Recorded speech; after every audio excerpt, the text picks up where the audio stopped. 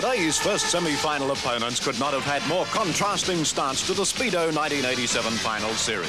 The Sydney Swans hit rock bottom against the Hawthorn Hawks, going down by a massive 99 points. The critics now claim the Swans are gone and only a miracle can save them. The Melbourne Demons made their first finals appearance in '64 and their fans were willing them on to victory. They crushed North Melbourne and now face up to Sydney in the cutthroat 1987 first semi-final.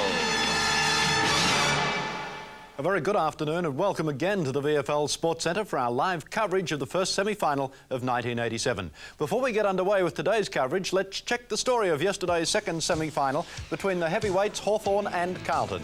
Hawthorn led the Blues by 12 points after the opening stanza. At half-time, they'd extended the lead to 15 points, but a fight back by Carlton in the third term saw the lead cut to 9 points.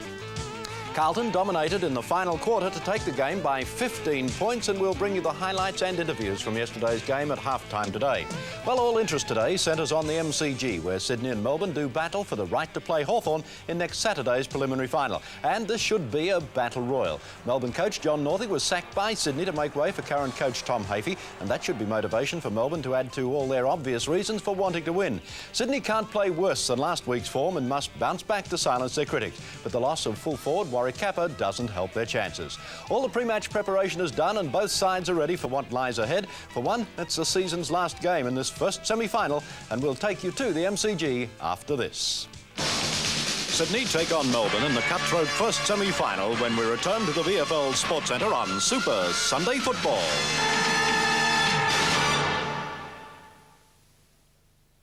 Welcome back to the VFL Sports Centre. Barry Breen's ready for this afternoon's game and it promises to be a beauty. Barry, can Melbourne keep the roll going? Well, everything points to that, Ken, but I've got a funny feeling that the Swans are going to perform pretty well today. The ground looks a little bit wet and it's going to suit the Swans' smaller players. They've had a top season except for the last couple of weeks, and with Wright, Murphy back in the side today, I think they're going to make a real contest of it. All right. How dearly is the loss of Warwick Kappa going to affect the Swans? Well, that's the unknown quantity. I think Morwood's more than capable of filling the spot. He's a great player and he's certainly got the ability to play there. As long as he moves around and covers a lot of space, he could run Danny Hughes off his feet, and certainly today's conditions would suit Morwood. I think they can cover it okay. Certainly Kappa, 100-goal full forward, is going to be missed, but I think they've got the men there just to cover that little small loss. Murphy and Tui back into the side. Tui's going to be a big help to them. He's a strong player. He has a go. He runs in a straight line, and certainly let the opposition forwards know that he's around. He's going to make some of the Swans' smaller players stand a little bit taller. Murphy, good running player, well suited to the MCG, and he's certainly going to increase their mobility around the ground as well. OK, what are the Swans going to do to blanket Robbie Flower? Well, Robbie Flower's a very hard player to blanket, but whoever lines up on Robbie's just got to make sure that he's side by side with him at all stages and just play very close and cut him out of the game and not let him run loose as he has done in the last couple of weeks. Do you think there's any danger of the Swans playing a defensive game today? I don't think so. I mean, it's not Tommy's go really to play a fully defensive role. I think they might have a couple of things in mind for some of their players. Wilson maybe, who can be very dangerous if let run loose, but I think we've got to see the Swans really get back to their free-flowing sort of game. That's the game they play best, and if they can recapture that form, I think they can do it. What about Dennis Carroll? Had an absolute shocker last week. He's got to do better this week, no doubt. Yeah, well, he's entitled to put in a bad one. He's had a pretty good season and had a couple of good years. Dennis has got great character as a footballer, so I don't think there's any worries about Dennis coming back, providing that he's fully fit, and the run last week certainly would have helped him do that. All right, who are you going for? Well, I think I'm going to go for the Swans, but I might be slightly biased. But just as long as we see a good game, I'll be happy. Well, I'm a bit the same way, I'm afraid. I'm massively biased, but don't let that worry you. All right, we'll take you to the MCG right now. Our commentators for this afternoon, of course, once again, Peter McKenna and Bob Skill. Welcome and thank you, Ken. Thank you, Barry.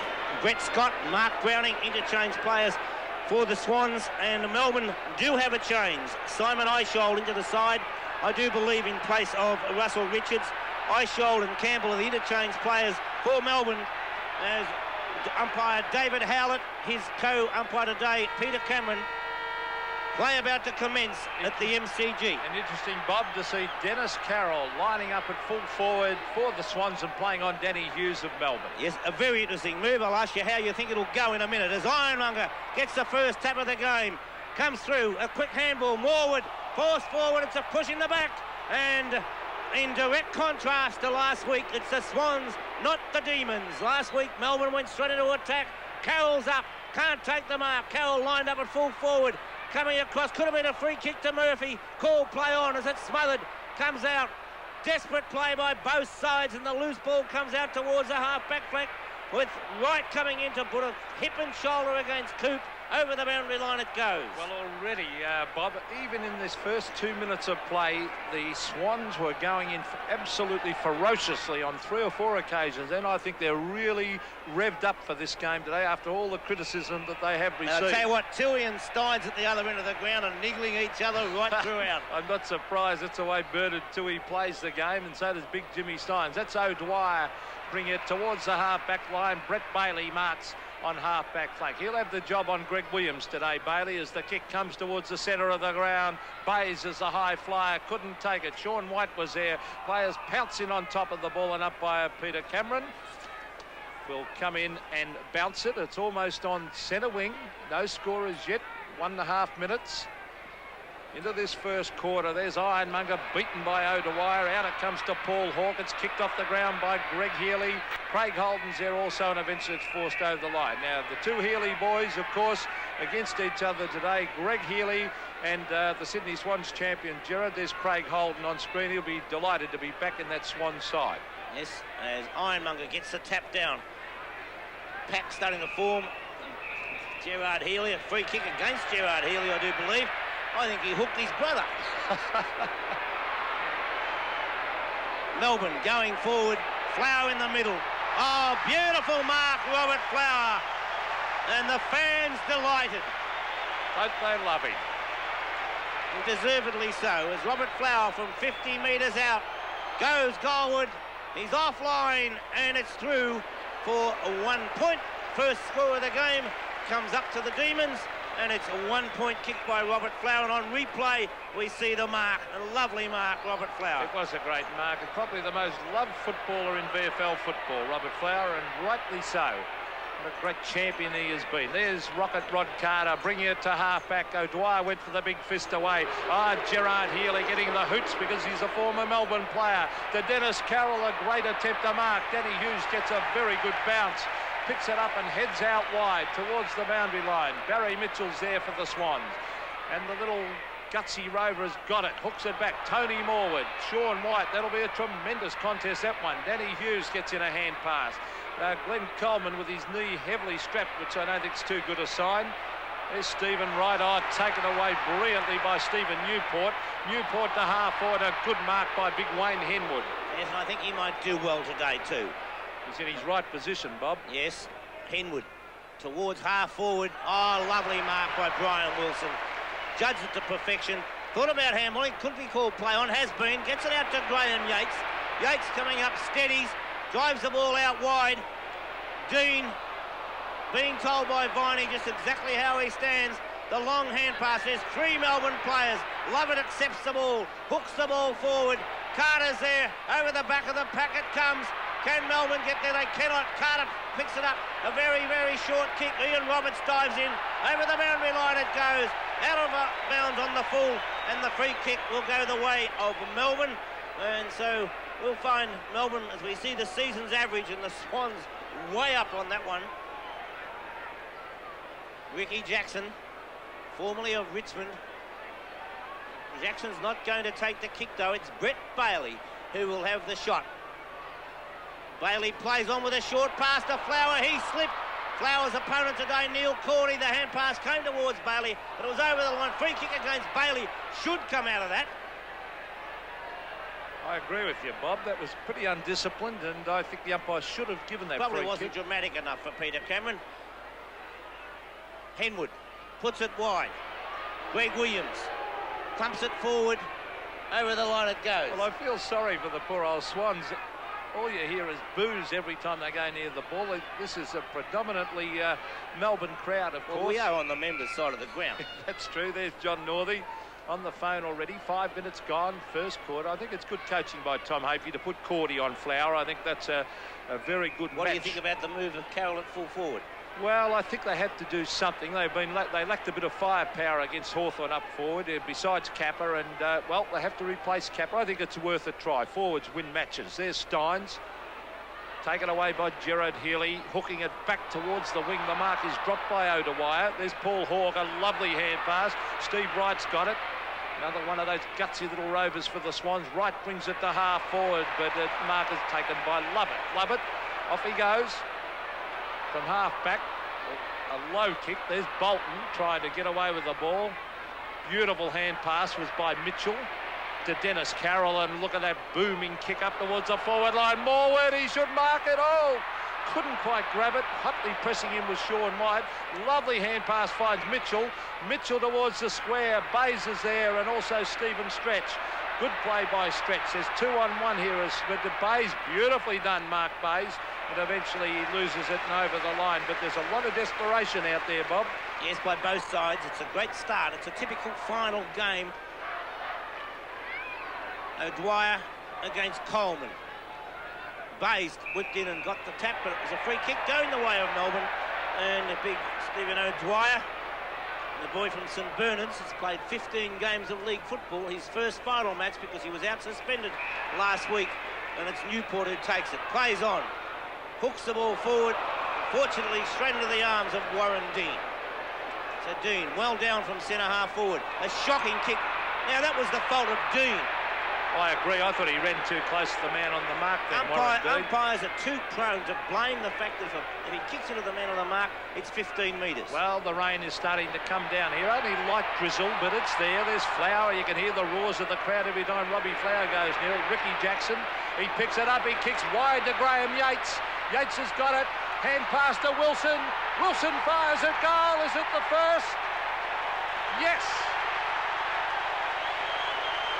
An excellent goal by Brian Wilson. A nice hand pass from Graham Yates. And with the rain coming down very heavily at the moment, it's a great start to Melbourne as we see Ricky Jackson take possession on replay. The short kick out wide. Loose checking there by David Bolton as Yates was down the ground. The hand pass to Wilson, and it's through for one goal.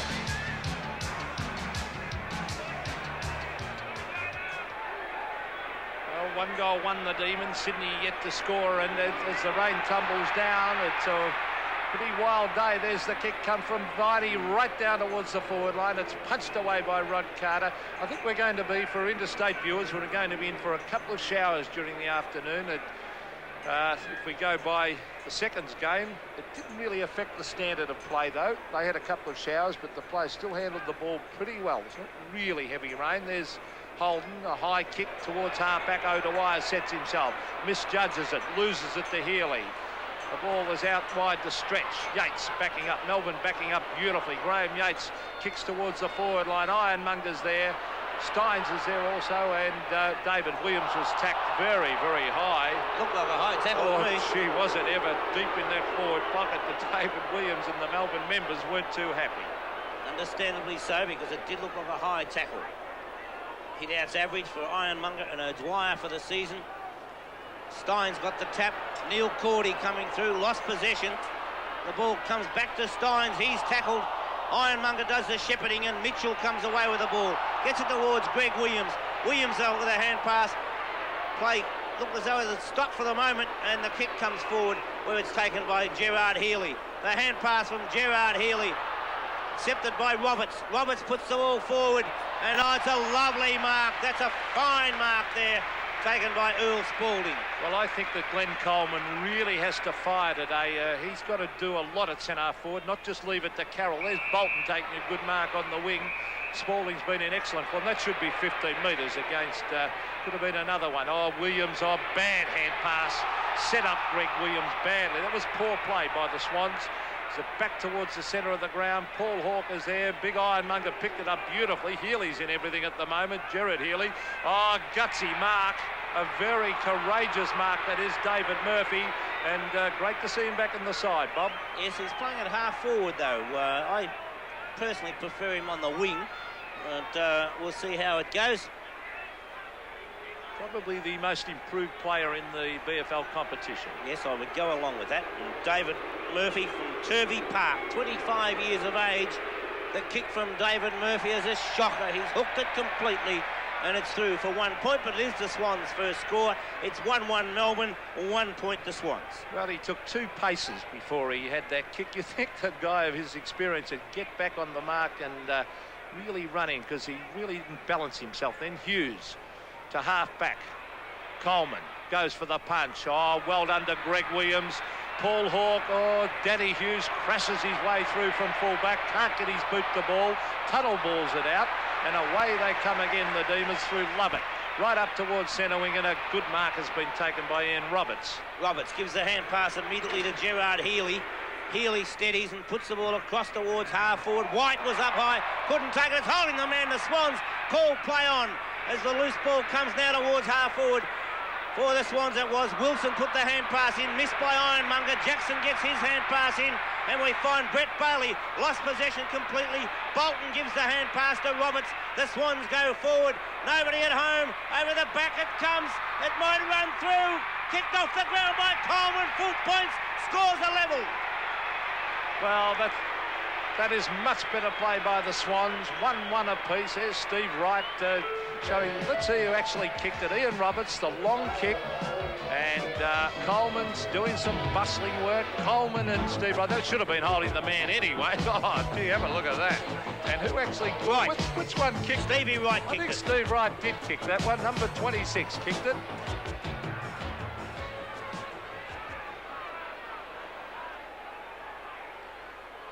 Well, you saw that in replay. A great camera shot of that one. It should have been a free kick to Coleman anyway. I don't know whether the umpire would have paid it, as the punch comes out wide from Mitchell. Knocked on by Viney.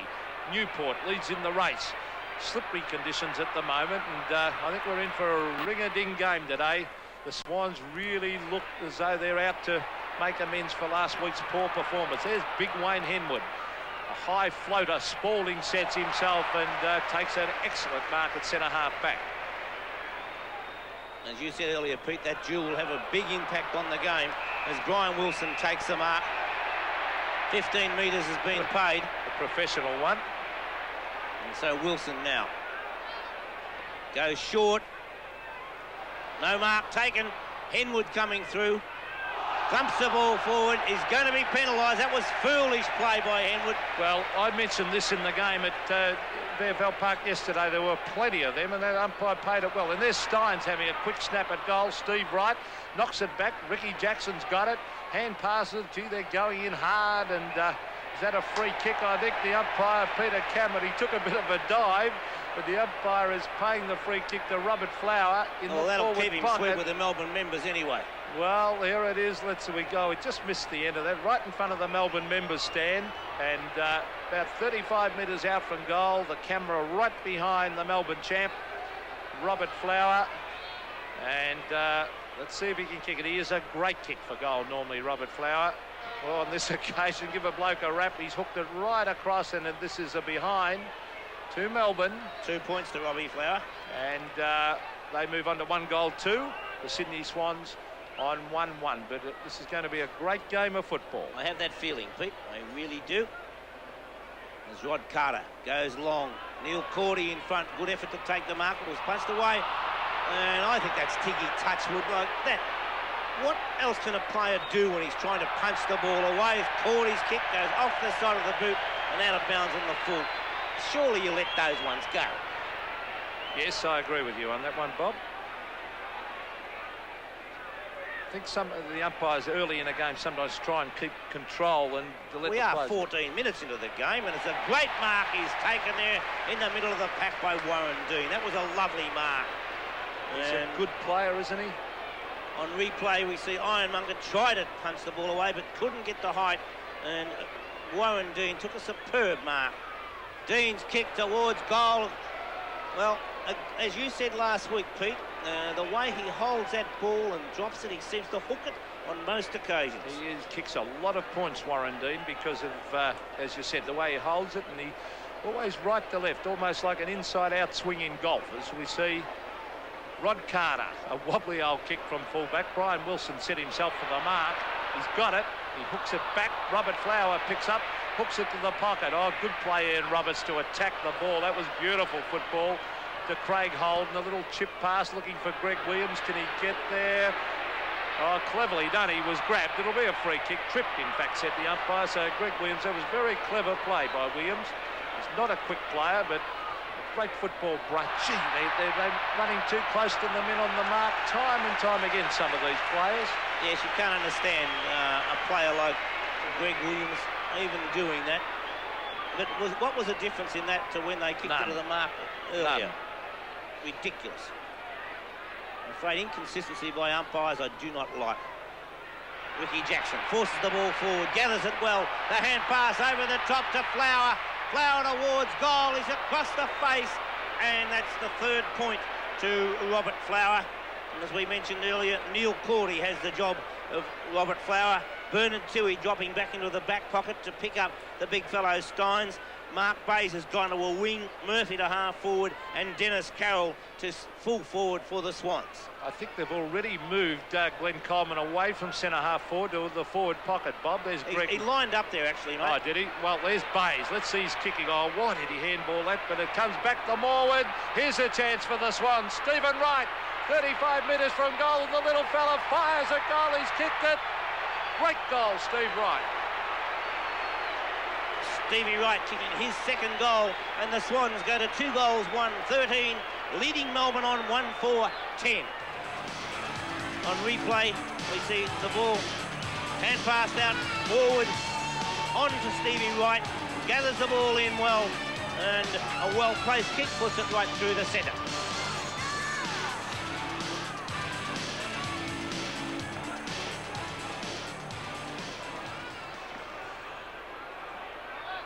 Back to the centre, and the Swans looking pretty good so far. They're looking as if they've got a lot of cohesion up forward. Graham Yates towards the pocket. David Williams slips over, and I think Rod Carter's in for a busy afternoon because David Williams is a very quick player, leads a lot, runs around the forward line, and Rocket Rod, he doesn't get many... He'll do his job. Oh, he's fantastic. Doesn't get many goals kicked on him. 17.5 minutes gone in this first quarter. A very, very even contest at the moment. 2-1, plays 1-4, so already it's 5 scoring shots to 3 in favour of Melbourne. Swans interchange bench, Brett Scott and Mark Browning. Steins wins the tap, taken by Jackson. A well-placed kick from Jackson. He's hooked it back towards the square. Fowler over the top, kicks it off the ground. Flower, that is! And Robbie Flower brings up his first goal, and now Melbourne are in front, 16-13. Well, that was beautiful play by the little fella, Ricky Jackson. Watch this, Steins went for the hit out, but look at the pace. Off he goes and hooks it hard and long, and you'll see this, Flower almost took the mark. It came to ground, knocked on by Williams, and then Flower just got his boot to the ball, and a very, very handy goal, which put them in front, the Melbourne side, by 3 points. Centre bounce. O'Dwyer got the tap, not a clear one. Williams took it, then Yates. Ironmonger tried to get a hand pass in. Williams' short kick was smothered. Stretch took it, lost it, and he's penalised. And a Melbourne player is down behind play. It looks like Brian Wilson, I'm not sure. But it's the Swans with the free kick. David Murphy puts the ball forward. Up high was Spalding, couldn't take the mark. The loose ball comes out. The hand pass. Good defensive work as Lovett takes it. Lovett towards centre wing, but Holden in the front position takes the mark. Craig Holden is Brian Wilson in the hands of the trainers. He's often on the ground, Brian Wilson, Bob, isn't he? What are you suggesting, Pete? All I said is he's often on the ground as we see Newport from the back pocket. Now, is that a free kick that's going to the Swans' way in the forward pocket? It is Greg Williams copying a hard one. Let's have a look in replay. Newport's got it. Oh, that was hip and shoulder by... Yes, but the ball was more than 5 metres away. Williams wasn't even... I thought they would have been counted that as shepherding, actually. You still can't shepherd if the ball's more than 5 metres away. Won't argue with you on that one, Bob, but there's Greg Williams from 25 metres out on a very acute angle.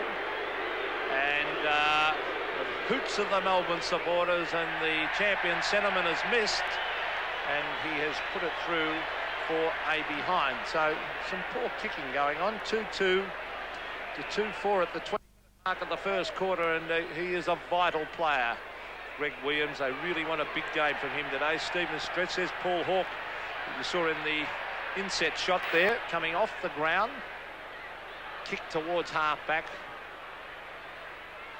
kicked away by Greg Healy. Holden tries to keep it in play, but it beats him, as we see the Coca-Cola sign in the background. I would like to say thank you to Coca-Cola for the refreshments that do help during the game. O'Dwyer puts the ball out, and a free kick comes away of Barry Mitchell. So Mitchell, as Brian Wilson comes off the ground, replaced by Simon Eishold, Mitchell puts the ball forward. Coleman couldn't quite take the mark, and Brett Lowett's quite happy to see the ball run over the boundary line. So a throw-in will take place 10 metres around from the behind post forward pocket for the Swans. Brett Scott is on the ground, Bob, in place, of course, of Paul Hawke, who just went off a moment ago. Yes, Hawke hasn't done anything so far. As Earl Spalding gets the tap, it's tapped on by Eishold, and Stevie Wright comes after it, tried to keep it in play, but I don't think he managed to. So a throw-in to take place about 50 metres around from the goals. The last time they met, the Swans won by 36 points. That was in round 12. Was that in Sydney or here, Bob? Can you recall? I think it was here. O'Dwyer gets a big tap out. Mitchell dispossessed. Viney picks the ball up from Melbourne, does well and drives the ball long in towards the centre. Cordy wins out against Robert Flower on this occasion, and now Cordy, as we saw Gerard Healy take it after Brett Bailey slipped. The ball comes up towards the forward area. Stevie Wright couldn't take the mark. Kicked off the ground by Coleman. Picked up by Murphy. Murphy the snap towards goal, but can't get the accuracy right, and 1 point comes on the board. So we see Swans 15, Melbourne 16. Very, very even contest. John Northey again having a word to his runner. Mark is dropped. I wouldn't have paid that. I wouldn't have paid it either. I think he ducked the head and should have marked it, Stephen Stretch. Ducked the head on that one and didn't really hold it long enough, but the umpire paid it. Out wide goes Stretch to Healy. Greg Healy from half-back flank. Looking for Flower. Flower and Cordy. Cordy can match it with Flower for pace. A very quick player, Neil Cordy. Ian Roberts attempted to hand pass to him, and eventually it was forced over the line. He's given it a throw. Very technical. I'll tell you what, I couldn't see it. Now, whose free kick is it? It's going back to Eishold on centre wing.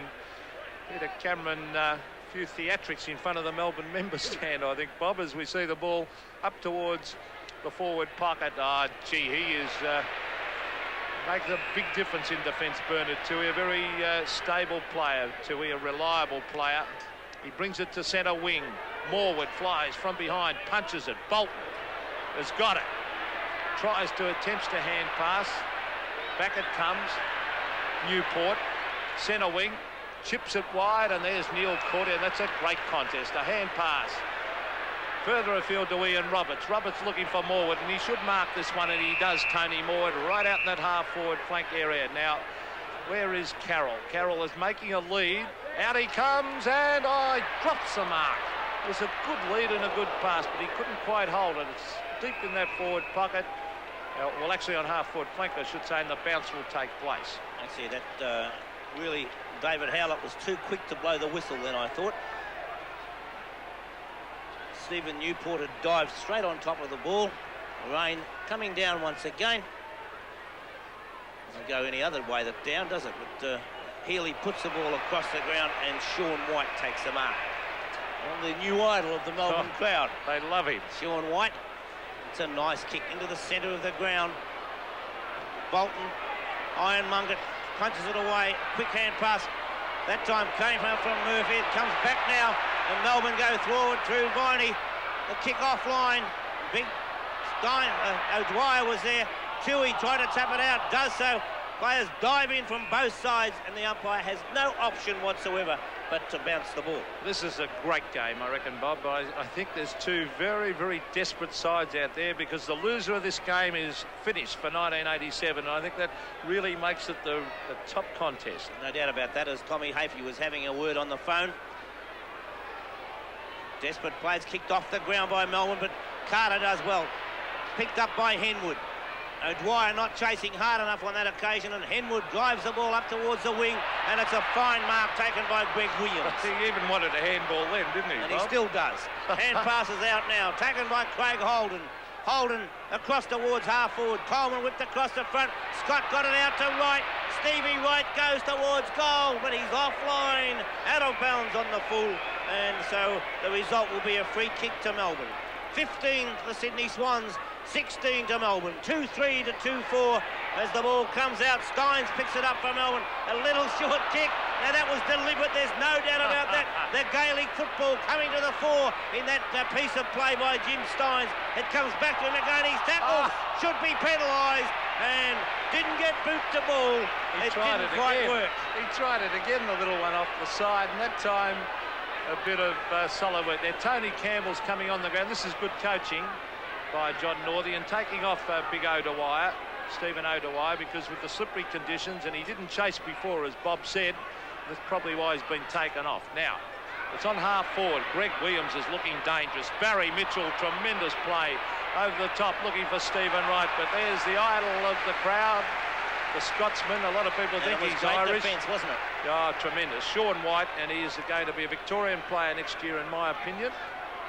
Sean White, a very, very colourful player. As it's on half forward for the Swans. Can they score a goal? Steins punches it away. A quick kick comes out of the pack. Sean White slips over. Or was it? There was Spalding, in fact. Carroll is there. Graham Yates off the ground. This should favour the Swans. Oh, Ironmonger got in the way of Greg Williams then. He should have let the smaller player come through. Newport is tackled. Oh, some strong work going on there. The Swans really putting in. Greg Williams. It's taken away, though, by Bailey. Bailey to half forward. Great mark, Cordy. He's on top of Flower at the moment as he gets it over to Toohey. And Bernard Toohey brings it to half forward. He's looking down there for Glenn Coleman. Loose play at the moment as Wright gives it across to Coleman. A fresh air shot. It's picked up by Mark Bays. Bays hooks the ball over the shoulder up towards the forward area. Danny Hughes not worrying about anything else but thumping it over. And just as it was given by Henwood at the other end of the ground, Danny Hughes made no attempt to keep it in play, so at least they're consistent. Well, I commented on this out at VFL Park yesterday. Players were just deliberately running over the line with the ball, and the umpires have gone the other way today. They're paying them, and at least they're consistent, as you said, Bob, and that's good. Carroll will make the players try and keep the ball in play and not just defend out of bounds. There's Carroll from the boundary line. It's a beautiful kick of a football. This is close. I think he might have kicked it. What a great goal. They talk about captain's goals, and that was certainly one. From the boundary line, Dennis Carroll, the Swan skipper, playing at full forward today, and so was selected at half-back. And the move, well, I personally doubted, but Dennis Carroll is a great goer, and I'm sure that's what Tommy Hafey is looking for from that point of view. And he's got ability.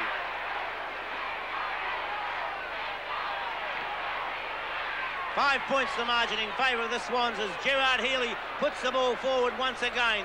Brett Lovett leads in the race for the ball, taps the ball forward, and he's quite happy to see it run over the boundary line, so a throw-in to take place. This is in direct contrast to last week's game, where Melbourne were just doing anything they liked last week under no pressure from North Melbourne. The Swans are putting them under enormous pressure in this first quarter.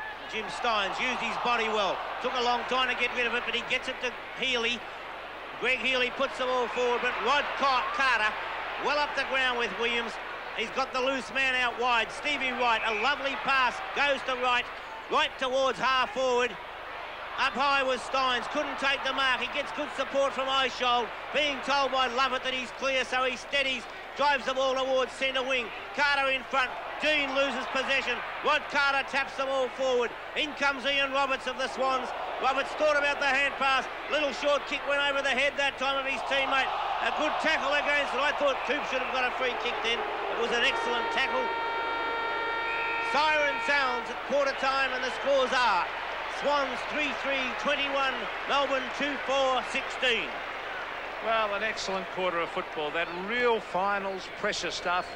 Nothing in it, as you can see by the scoreboard, 21-16. 6 scoring shots to 6 from both sides. 2 very, very evenly contesting sides. Good to see that Cordy's playing on flower. A great contest going on down there. Both backlines at the moment on top. It'll be interesting to see if Coleman can fire at centre forward for the Swans. Carroll also at full forward. If they can fire, the Swans can certainly win this game. In a quarter time, in a great first quarter, Sydney Swans lead by 5 points. 3-3-21 to Melbourne, 2 goals for, a total of 16. And now let's check the score at the end of the opening term in today's most important final between the Swans and Melbourne. The Swans 3-3-21 lead Melbourne 2-4-16, a margin of 5 points. The goal kickers for the Sydney Swans, Stevie Wright has 2, Dennis Carroll has 1, and for Melbourne, Brian Wilson 1 and Robert Flower 1. Well, let's see just how it all unfolded in this opening term. And as the boys have said, Barry, it's been a good first quarter of football. Very even quarter of football, Ken. Both neither side getting an advantage in that quarter, and the thing that I do like about the Swans' performance today is their keenness to get in and get the ball, and which was certainly missing last week. So they're certainly working hard to eradicate the problems that occurred against Hawthorn the previous week. A couple of obviously improved performances, Gerard Healy and Stevie Wright. Stevie Wright had a great first quarter, kicking a couple of goals, and Healy certainly seems to be looking more freely, moving more freely than he did last week, and I think we're still going to be in for a great game this afternoon. Coleman's still looking a little bit suspect. Well, you know, I thought he'd really turn a corner halfway during the year, but certainly the conditions don't really suit him today. But he's got to do a lot more, even if it's just contesting and bringing the ball down to the ground for the smaller players, which is something they haven't had for the last couple of weeks. OK, let's take a look at the statistics. Well, the stats are pretty even, and as the scores are, so we really can't get much from those stats at the moment. Handballs is a slight discrepancy, 23-18 in favour of the Swans. OK, let's take you back to the MCG. Commencement of play in the second quarter at the MCG. 5 points the margin in favour of the Swans. O'Dwyer got the tap. Ward was held when not in possession. Bayes tackled, loses possession, puts the tackle on Spalding. I didn't think that was too high. Call play on as Spalding goes forward. Flower taps the ball down. The loose ball comes out and it's picked up by Viney. No, Viney leaves it for his teammate, and Yates comes forward for Melbourne. Yates still trying to gain possession, so too Viney. Free kick should go the way of Stevie Wright. The advantage rule allowed, and Swans go forward. Eventually we find Williams putting the ball up there. Diving attempt to be taken by Mitchell, kept in play by O'Dwyer. Coop puts a little short kick forward, and Melbourne go forward as Eichhold puts the ball up towards the forward area. Could have been a free kick to Melbourne, but called play on as they hooked the ball up towards the forward zone. Ian Roberts went after it. Taken now by Jackson. Jackson with a hand pass. Back. Yates steady, straightens up, goes goalward. Nice looking kick off the boot. Excellent goal, Graham Yates. Well, that was beautiful play by Melbourne. As you called it, Bob, I thought it was a free kick out there to Tony Campbell when his arms were pulled off the ball, but the speed of little Ricky Jackson and how Richmond let this little fella go. Well, they might have made a mistake, as we see a beautiful hand pass to Graham Yates. Craig Holden ran at him, a lovely directed kick, a high one, and it floats through for a goal. So 1 point the difference in favour of the Demons as we come back to the centre of the ground. Umpire David Howlett. Kicked away by Greg Healy towards half forward. Jackson was leading in the race. Warren Dean, beautiful pass to David Williams. I said earlier in the piece, he's a very quick leader. Now here's he's going for the long kick, David Williams, from 55 metres. He sets it up. Neil Cordy from behind, but it floats through for a point in the meantime. So the Demons move a little bit further in front. They move on to 3-5-23. The Sydney Swans on 3-3-21. 2 points the margin held by Melbourne as the short pass comes to Bolton, who's able to play on immediately.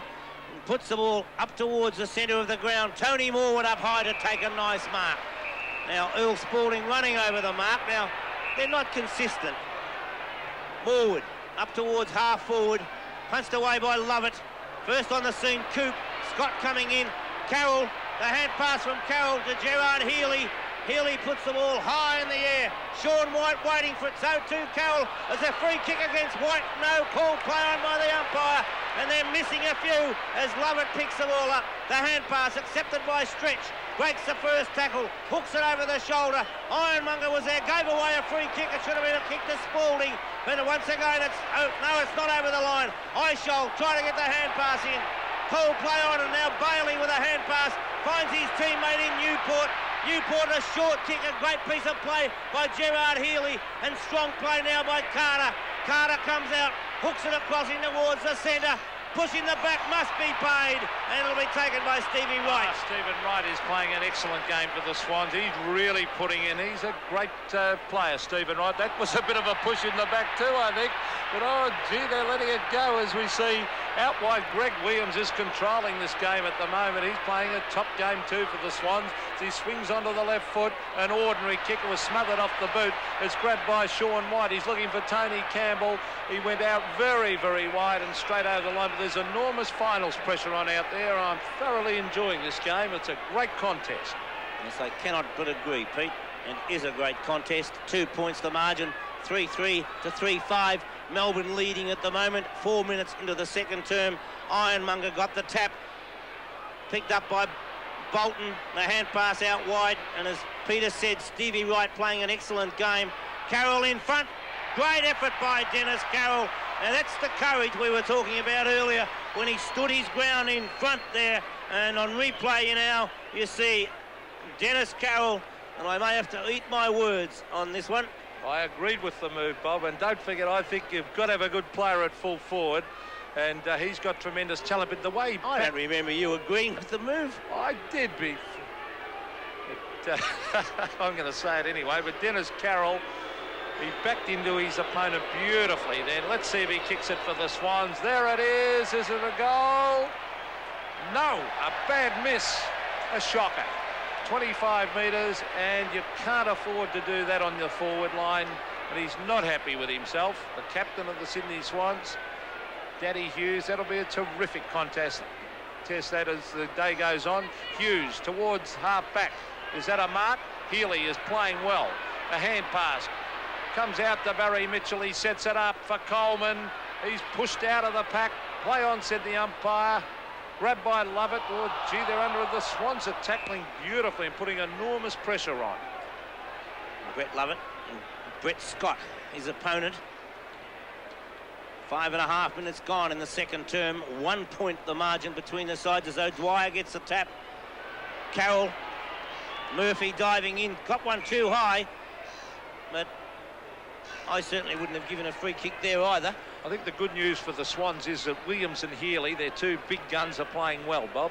Well, Newport is now on Healy, so obviously Melbourne think he's doing all right too. And it's thumped through, scores a level. Coleman putting that ball through, so it's 23 points apiece. 3-5, 3-5. There's Danny Hughes from full back. A long kick. Morwood up high, puts the ball down. A bad bounce from Mitchell, but he tackled beautifully. Healy accepted the hand pass. Onto Yates. Stretch. Took the gamble with the greasy top of the ground and bounced away from him. Dean was up, punched away. A loose hand pass, and it's taken by Healy.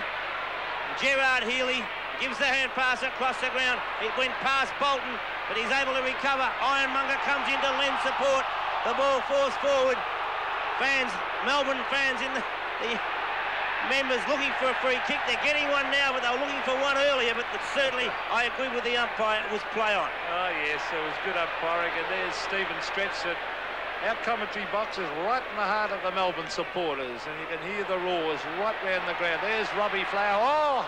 Collided with his teammate. No, Dwyer really got in his way then. Williams is covering an enormous amount of territory. Ian Roberts comes in to lend a hand and takes it over the line at the 50-metre mark, half-forward flank. That was one of those times then when Williams was a little bit too unselfish, because with the help of Roberts, I think he would have been able to get clear for a kick.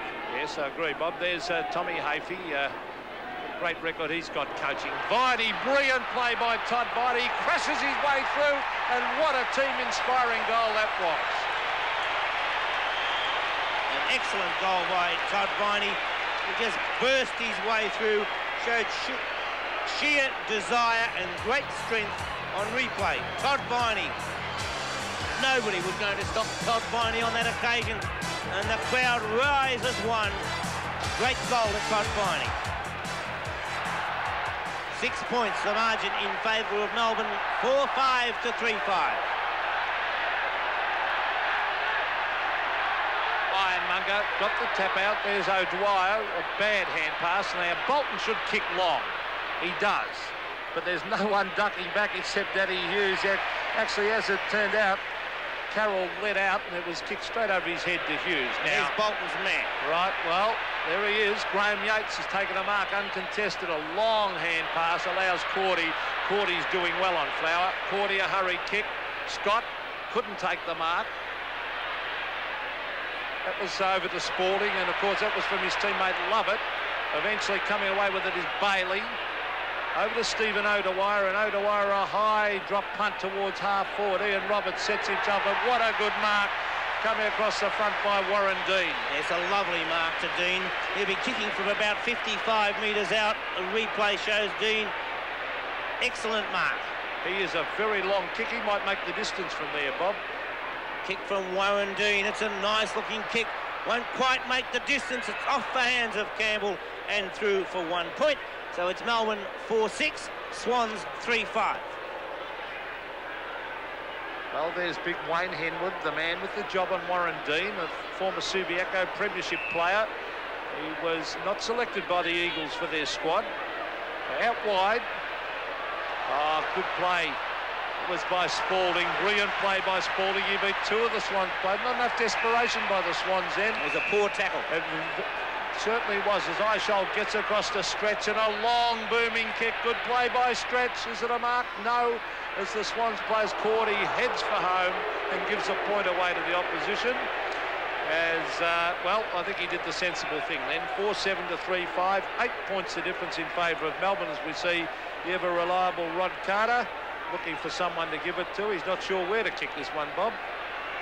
He's signalled to what he wants. He elects to go straight up the centre of the ground. Bayes gave away a foolish free kick for mine, but it didn't matter because Eisholt took the mark. And Melbourne playing well at the present moment, showing them more aggression and more desire for the ball, and that's a lovely mark by Viney. I'd get Holden away from Viney. Yes, Holden was out of form and was dropped, actually. You see a very good mark by Viney, a very courageous player. Always plays in front and attacks the ball, but Craig Holden hasn't been in good form in recent weeks and has only just returned to the side. Viney has already kicked one goal, former South Australian. His first season for Melbourne, as is his other half forward there, Warren Dean. There's the kick by Todd Viney. It's not a bad looking kick, and it's a goal. 2 goals to Todd Viney in this quarter. He played an excellent first quarter as well. And Todd Viney, a very, very dangerous player. The replay shows a fine mark. And I would be getting Craig Holden, as I said before, away from Todd Viney. That Melbourne members stand, and this side of the ground is erupting at the moment, Bob.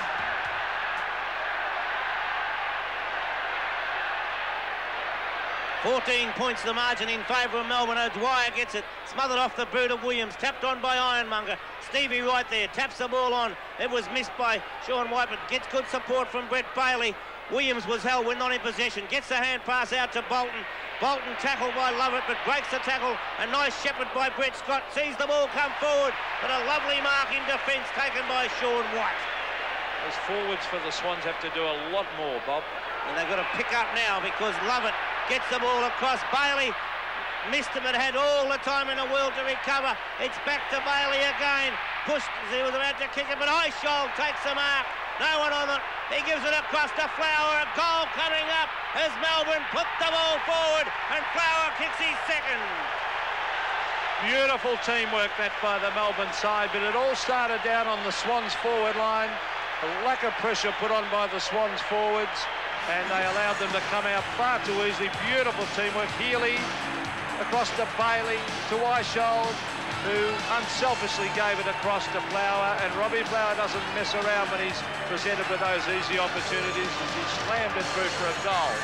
3-5 to 6-7. So 3 goals to the difference now. It's 20 points. Back to the centre of the ground. O'Dwyer. Oh, they've got getting it out of the centre far too easily. That was Healy. Ian Roberts in front. Oh, here they come again. Oh, he lost it, Bailey. But there's Jackson backing up.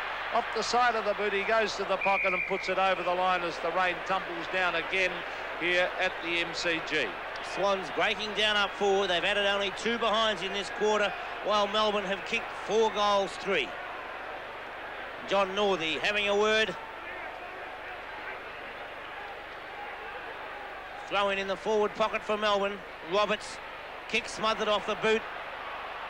Over the boundary line it goes, and a throw-in will take place. I'd be tempted to get Coleman off the ground immediately under these conditions. He's done absolutely nothing, Bob, and I'd put Hawke on, have a smaller player. At least they'd have mobility up on that forward line. Yes, I agree with you, Pete. Williams hooks it over the shoulder, but it's all Melbourne, and Stevens stretches there. Now, you know, look, I'd get Murphy into his natural position on the wing. Bayes where he should be at half forward. Well, that move has already been made. Stretch floats the ball forward, and Ironmonger punches it away, and it's through for 1 rush point. So David Murphy, number 35 on camera there with Stephen Stretch, and Mark Bayes is at half forward. But, you know, Murphy didn't play well at his natural positions on the wing. Rod Carter, straight up the centre of the ground. Holden, a nice mark. Hand pass to Bolton. Bolton puts the long kick forward. Lovett backing back, takes a nice mark. He's been an excellent player. He's killing them, in fact. Greg Healy, fine mark. Now, I don't know, what was Roberts supposed to do there? Call play on by the umpire now as Healy goes forward. Carter misses a sitter. Ironmonger takes it, can't get the hand passes in, and had no opportunity at all, and the bounce will take place. 23 to 44 in favour of Melbourne, 15 minutes into the quarter. In the last 10 meetings, the Swans have won 6, Melbourne 4. Could easily have been a free kick to Melbourne on that occasion.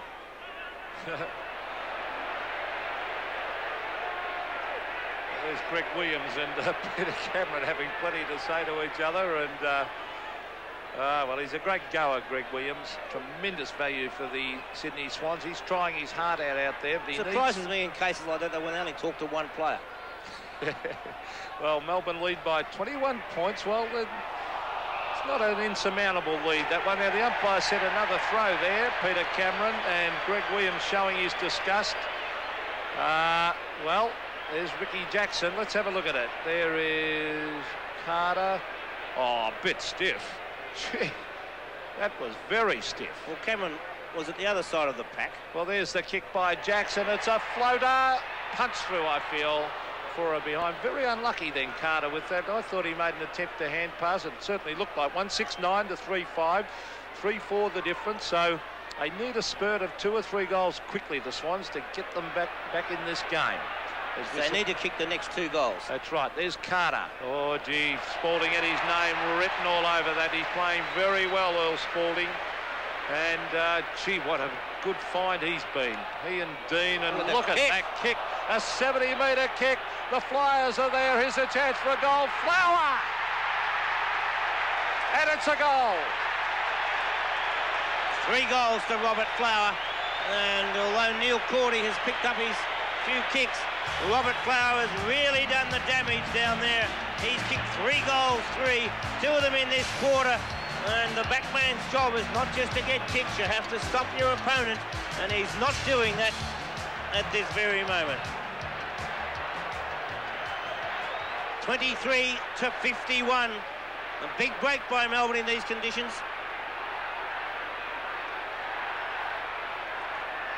Melbourne interchange.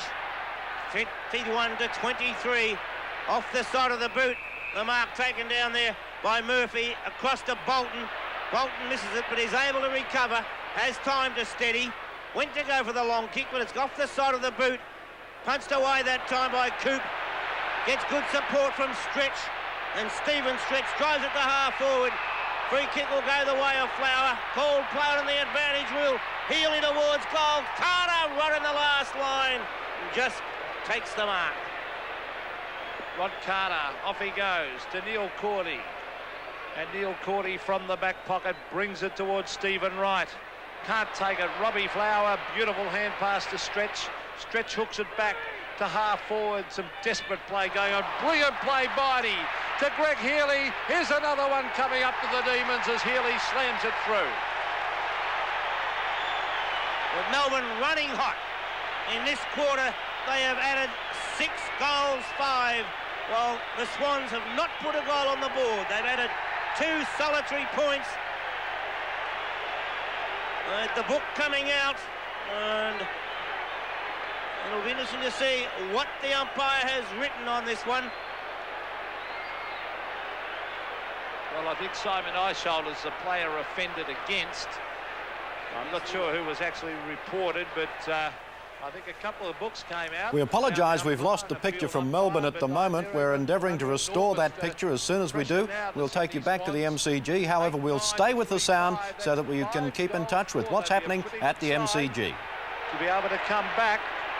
So Peter Cameron still putting the notebook away. David Howlett about to bounce it in the centre of the ground. I think the players involved were Greg Williams and Simon Eisholt. Well, it doesn't surprise me. I think he was getting very frustrated, Greg Williams.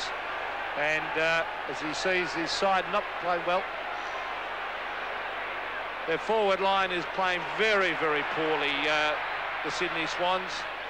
Back it comes. Oh, here's a chance for Warren Dean. He kicks to Stein. Steins flies, can't take the mark, and it's forced over the line deep in that forward pocket. They've got to make some moves.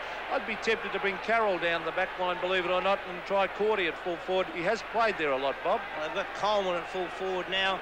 Bayes in the forward pocket. Well, Bayes has been very disappointing. Come out to the half forward line, and as you said before, in these conditions, surely a Paul Hawke would be better out there than a Coleman, who has done absolutely nothing so far. Melbourne, through the agency of Viney, putting it through for 1 point. Bayes is coming off the ground. I think the score at the moment is 8-10 to 3-5. That's 58 to 23, and Mark Bayes might be coming off the ground. He hasn't done anything so far, and coming on is Mark Browning as the ball comes to half back, and it's a free kick to the Sydney Swans, and it will go to Gerard Healy, who's being picked up by Steve Newport at the moment. Now Healy started off brilliantly in the first quarter, up towards Tony Moore. He's shoved out of the contest as players go in after this. Simon Eisholt, that was good football as he gets it towards half forward. Big Wayne Henwood runs to the line, and did he take it over? That was almost deliberate too, but the umpire... I can't have that. He was trying to keep the ball in play. Well, at the finish he was, but I think I don't know about the real intention to keep that in then, Bob. On the throw-in, O'Dwyer gets the ball down. Jackson, a hand pass forward, goes after it again. The speed of Jackson as he goes towards goal, but he's offline, and 1 point comes on the board. Kicked by Ricky Jackson, his second. You wouldn't believe this is the same side, the Swans, that we saw kick 35 goals in a couple of games, Bob. No, they've really come back to the field since 5 or 6 weeks ago. Murphy, a hand pass to Tui. Tui up towards the forward area. It's Coop and Wright. Coop over the line and made no attempt to keep it in play. Good defensive work by Doug Coop. 21 and a half minutes have gone in the second quarter, and Melbourne lead 59 to 23. No clear tap as Murphy puts the ball forward. Mitchell, the left foot kick off the side of the boot. Carroll, Hughes first on the scene, and I'd get Coleman off the ground as quickly as I could. Yates missed the sitter. Bolton, the hand pass through to Coleman. On to Carroll. Carroll goes short. Tony Morwood couldn't take it, but tapped the ball on. Barry Mitchell coming forward. Caught one too high. Mitchell will take the free kick. Oh, gee, Greg Williams having plenty to say there, Bob. Well, he's probably suggesting there's a rule for one, and so Mitchell, a badly needed goal, is the understatement of the year from a Swans point of view. Well, 22 and a half minutes gone. They need a couple before half-time. They have not kicked a goal in this quarter. The Demons have added 6. Mitchell's kick will not be a goal. In fact, nobody even looked like taking the mark. Well, they're very, very poor up forward. The Swans, they're missing Kappa with his marking ability, and but I think they need more than Kappa at the moment, because Melbourne are playing very, very good team football. As Coleman doing the ruckman, the big leap was by White, grabbed by Mitchell, kicks across the face of goal. Tony Moore was there. Can he get there? No, he can't. Eventually it's forced over the line in that forward pocket, about 20 metres around from the behind post. 3-5, plays 8-11, so that's 5 goals, 6, so that's 6 goals exactly the difference. There was a bit of a push out, grabbed by Brett Scott. He picks it up on the left foot, he fires, and he's kicked it, I think. Great goal to Brett Scott. That was the one the Swans needed. They had to get a goal in this quarter, and they really do need to try and kick the next goal from the centre. As on replay we see Brett Scott take it well, and a lovely left foot kick, the natural foot of Brett Scott. Craig Holden is now on the wing on Stephen Stretch. Mark Browning on Todd Viney. Ironmonger and O'Dwyer. Oh, brilliant play, Healy. This might get the Swans going. That is brilliant football. Oh, he didn't get the bounce, but he picks it up again. He hooks it back. That's great play, Healy. Is it a goal? I think it is. What a great piece of play by Gerard Healy, Bob. Magnificent football, that one. He lost it, he regained it, and we did say that they needed to kick that next goal, and the manner that Gerard Healy led the way on replay. One bounce, walks again, this time he loses it, has a chance to recover it, and I didn't give him a chance of kicking a goal at that moment. A wonderful goal to Gerard Healy. Well, that might lift them. They've kicked 2 goals in a minute. I'll tell you what, I reckon that's why Healy did that big run, to try and inspire them. There's his brother, Greg Healy, getting it across to big Stephen O'Dwyer. Can the Swans hold them? All Steins was grabbed by Carter, grabbed by Ricky Jackson. He fires a goal, the little fella, it's a goal. Touched off the boot. Oh, touched off the boot, said the field umpire. And the goal umpire down there, Kevin. Let's see this touched off the boot. Bang! Oh, good, courageous decision by the umpire, but he was right there, and the Swans would breathe a sigh of relief. Ian Roberts went for it. Ricky Jackson really putting the pressure on. Gerard Healy once again. The kick up in the air, punched on by Henwood. Browning's out there. Mark Browning takes it. Hand passes forward over the line. Got a push in the back according to the umpire, and so Mark Browning will finish with the free kick. Melbourne fans not too happy. A little bit technical, Pete. I thought it was, but I think if the Swans are to win, Browning has to be firing. It has to be on the ground, so I'm pleased to see he's out there. Brett Scott was up high. Lovett takes it there from Bailey, puts the ball up towards the centre of the ground, but Roberts comes across to take the mark. Across to Browning. Browning dummied the hand pass from the centre of the ground, puts it down towards half forward. Coleman was up, punched away by the Demon defence, picked up by Bolton, breaks the tackle. Bolton puts a long kick down towards the forward area, and Lovett's played a superb game in defence for Melbourne. Well, some of those Swans forwards are really lacking in judgment on some of those quick kicks, Bob. Lovett puts the ball towards half forward, or half back it is. Mitchell able to get the ball up off the hands of the pack. Sean White, beautiful play, kicked off the ground. He's got Healy. It's Hughes who puts it to Healy, all on his own. Healy completely clear, brings it across to Robert Flower, who got away fair from 40. A beautiful pass by Healy, but it started in defence with Sean White putting the ball away, getting it to Hughes. And on replay now, we see Greg Healy finding Robert Flower completely clear. Robert Flower kicking for his 4th goal. 4 goals to Flower. Well, there's no doubt about the Melbourne champ. He knows he is a great goal sneak. He really does read the play well, and he put himself in the position for that pass. Great play by Sean White, but very poor play by the Swans forwards. 2-on-1, and Sean White beat two Swans players and allowed the loose man to develop, and that created the goal. As I said earlier, Pete, there's no way I would leave Neil Cordy on Robert Flower. The man has already kicked 4 goals, 3 in this quarter. How long does it take? 9-12 to 5-5. 4 goals, 7 the difference. And here they come again. Simon Eishold looking for big Jim Steins. He flies, he marks. He plays on, he's kicked. And I think he's dubbed it, he has. Another one to the Demons. Kicked by the big Irishman, Jimmy Steins.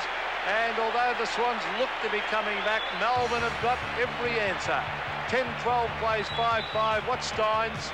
Too tall for Carter, takes the mark and wasn't going to play on. Now he does and puts a low one through for a goal. So the Demons answering everything that the Swans can throw at them. Cordy now at full-back, Carter out on Robert Flower. O'Dwyer with the big punch, taken by Bolton. Bolton's kick off the side of the boot slightly, couldn't be taken by Healy. Good defensive work. Yates drives the ball forward for Melbourne. Dean couldn't take possession, but he shows great courage to recover. Brilliant play by Warren Dean. Drives the ball forward, and almost a tremendous mark that time by Campbell. Browning got in underneath. No free kick call. Play on Steins, a snap towards goal. Touched off the boot. 1 point. Well, the umpires, David Howlett there, and the goal umpire Kevin Andrews combining brilliantly. Then very quick to pick up that touch off the boot, and you can see there the umpires collaborating and saying that it was touched, but they're under enormous pressure now, the Sydney Swans. 35. The Swans' confidence has dropped. It's gone to pieces. It's rock bottom. I don't know what's wrong with them, but I don't like that move of Carter on Flower. Flower will cut Carter to pieces as far as agility and pace. I know Rocket will try hard, but he's better on bigger players. As we see Dean, I'd certainly get Carroll up to the back line and get Cordy down to the forward line. I know it sounds but you've got to make the right moves at the right time, Bob. Well, the forward line are doing absolutely nothing, and there's nothing at all up on the Swans forward line. Free kick to Ironmonger. The hand pass immediately. Mitchell. Love it. Playing an excellent game. Williams. Murphy. But gee, they like having a go at Greg Williams. I wonder why. Greg Williams crossing towards the centre. Healy comes out, playing a fine game for Melbourne. Got it to Browning. It's going to be brought back. Just as well for the Swans, that is, because it went straight into the arms of Sean White. And every time the ball goes forward, it's the Melbourne defence who are leading the way. I think it's partly good defence and partly poor forward work, a bit of both, Bob. Well, Melbourne have been excellent in this quarter, where they've kicked 7 goals, 9, and Glenn Coleman will be kicking from 55 metres out. Playing his 99th game, a free kick downfield. Carroll was being held according to umpire Cameron. Sean White arguing. You can't comment on what you didn't see, but, well, I don't know about those ones, Pete. No, I didn't see it, Bob. There's Earl Spalding and Sean White not too happy, but Peter Cameron must have seen some form of interference in the goal square, and this should be a goal for sure. It's about 3 blokes on the mark, and Dennis Carroll pops it through for a goal. Dennis Carroll kicks his 2nd goal, and the Swans 6-5. Melbourne 10-13, so it's 23 scoring shots to 11, and in this quarter, that is the way the game has been played. Melbourne have kicked 8 goals, 9, while the Swans, well, they have gone now with 3 goals, 2 on the board, but 8 goals, 9 to Melbourne, a magnificent quarter of football. Dennis Carroll stats, recruited from Albury, 41-73. Ironmonger wins the tap. Melbourne applying pressure all over the ground. Viney again breaks the tackle, drives the ball forward. Bolton gains it. The hand pass across to Mitchell. Thought about the hand pass, steadies, puts it towards centre half forward. Carroll up high to take the lovely mark. Siren sounds for half-time, but Dennis Carroll will have his kick. And the Swans skipper, well, what a vital kick. He's never had a more vital kick in his life. They want this one desperately, just to give them that little bit of impetus for that second half. There's the kick. Dennis Carroll right in front. He kicks it high. It floats away. I think he's missed. He has 1 point. And what a disappointment of the captain. There's the scoreboard on screen. 6-6-42, the Sydney Swans were outplayed by Melbourne badly in that quarter. Melbourne at half-time on 10-13, a total of 73. So 31 points the difference, Bob. Yes, and that came because of that second quarter. 8 goals, 9. 17 scoring shots to Melbourne, 7 to the Swans, where they kicked 3 goals, 4. And it was a dismal performance by the Swans. Mark Bayes off the ground, Paul Hawke off the ground. I would have had a Hawke on the ground in these conditions. I didn't think Coleman was doing enough up forward. Paul Hawke would have been a lot more dangerous. We see Simon Eishold and Robbie Flower coming off the ground. Flower's got 4 goals, 3 in that quarter against Neil Cordy. And Simon Eishold coming on against Brian Wilson, an excellent player, and he did his job, but the Melbourne defence was superb. Every time the Swans got the ball forward, they were repulsed by the demons of defence. Every one of those Melbourne defenders did their job. Brett Lovett was excellent on the half-back flank. Sean White, Danny Hughes, Earl Spalding. When it got forward, Todd Viney was a great player. Robbie Flower, as I said before, with 4 goals. Viney's got 2. Wilson 1 early in that first quarter. Graham Yates has kicked 1, and 1 to Greg Healy and Jim Stein. Whilst for the Swans, 2 to Stevie Wright, 2 to Dennis Carroll, 1 to Brett Scott and Gerard Healy. Half-time scores at the MCG. Melbourne 10 goals, 13, 73. Swans 6-6-42. By round 7 of the 1987 home and away series, the Sydney Swans had taken all before them.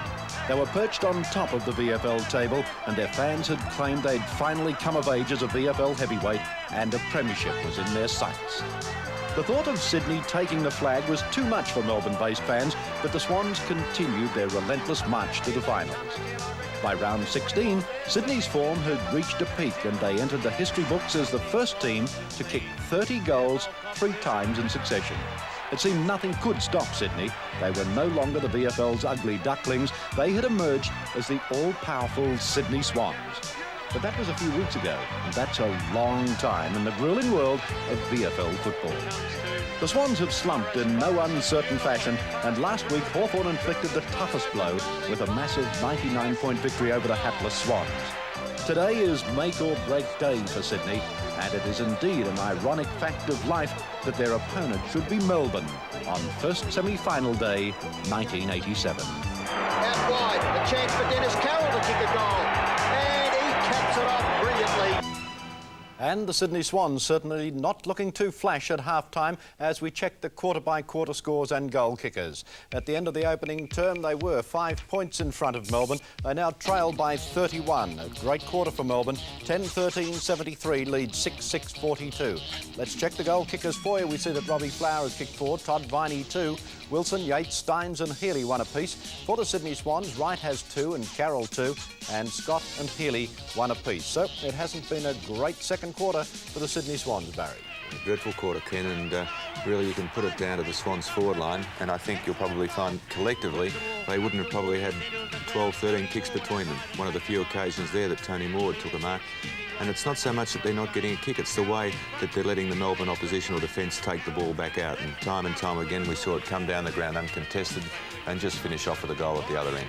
Well, the Swans forward line obviously has shot the ribbons without Warwick Kappa, but one must say that the Melbourne defence is doing an excellent job. Oh, well, they're just harassing at all times. They're judging the ball to perfection, and it's not certainly helping the Swans forwards the way the ball is coming in. But I really can't see what Tommy can do at half-time. He really has to restructure the side to try and get some drive in that forward line. It seems to be asking a lot for Tommy to restructure a side. Well, he's not renowned for making moves, Ken, but I think on his last chance for the season, he's got to try and do something. Yes, well, nothing has worked thus far, and certainly it's going to be a fairly difficult one. Browning's done reasonably well for them since he came on.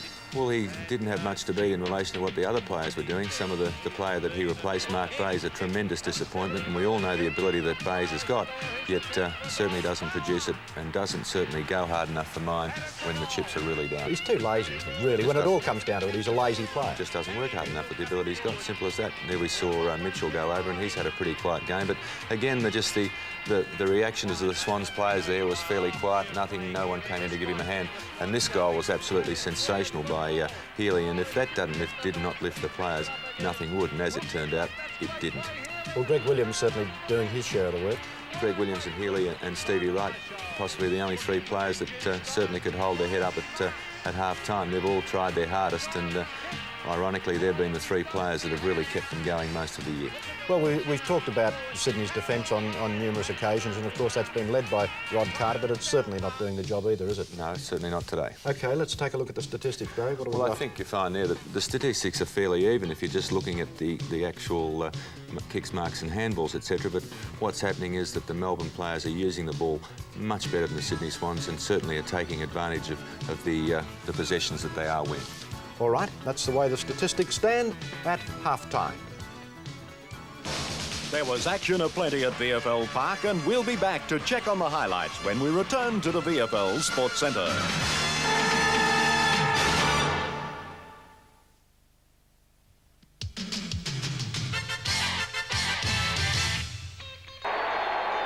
Carlton come out onto the ground, through the banner, and the cheer squad's message plain enough.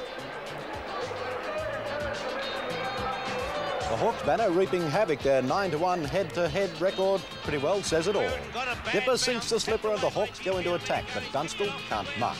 Dunstall in front, can't take the marks. Battling away. In the first half, Hawthorn's back lines held firm with Tuck in control. They got run through, grabbed by Jenky, an ordinary kick. Dippy again, and now no one can get anything right. Brereton and Dorrit, two Carlton players collided, then an Aiken comes away with it. Langford across towards centre-half forward. Tuck, lovely marks of Michael Tuck. Dorotich and Brereton. Desperation is one of Brereton's hallmarks, but desperation is also a hallmark of finals, especially when you're shooting for the grand final. Push out against Savani to Dunstall. Out to Platten. Platten brilliantly hooks it back. Marked by Savani right in the line. He had no chance of Mark Nayley was in the play all day, and despite some notable pressure, seemed to have the ball on a string. Let's see who it was. It was Nayley, in fact. Might be a deliberate plan of Carlton's to bring Kernahan up the ground, and that leaves Hunter at centre-half forward. Well, here's Nayley. Brilliantly done by Mark Nayley. Gets onto the left foot. Terrific smother by Ayres. But Nayley... Ayres goes straight Two up against him, and still Dippy takes it. Not as far as the umpire's concerned. I would have paid that too, Bob. A touch of the fumbles, though, by Shane Robertson. Nayley played so well, but he still wanted the photographers to get his best side. And it's on half-forward flank. Hawthorn applying. It was close all day, and here Steve Kernahan must have had feelings of déjà vu from a few weeks back against the Roos. Evans to Kernahan. He leads out in front of Langford. And Chris Langford is outpointed. A very vital kick, this one. They would only be 9 points behind if he kicks this goal. And they've got their adrenaline going. They have played pretty well in this quarter, the Blues. There's the kick by Steve Kernahan. A beautiful goal. For the Hawks, the trouble's really mounted when this kick of Dunstall's is smothered and results in Jason's withdrawal from the game. There's Dunstall in trouble. Not far enough for a mark. But for only the second time in 11 matches, it proved to be Carlton's day. And now the second successive grand final appearance for the Blues.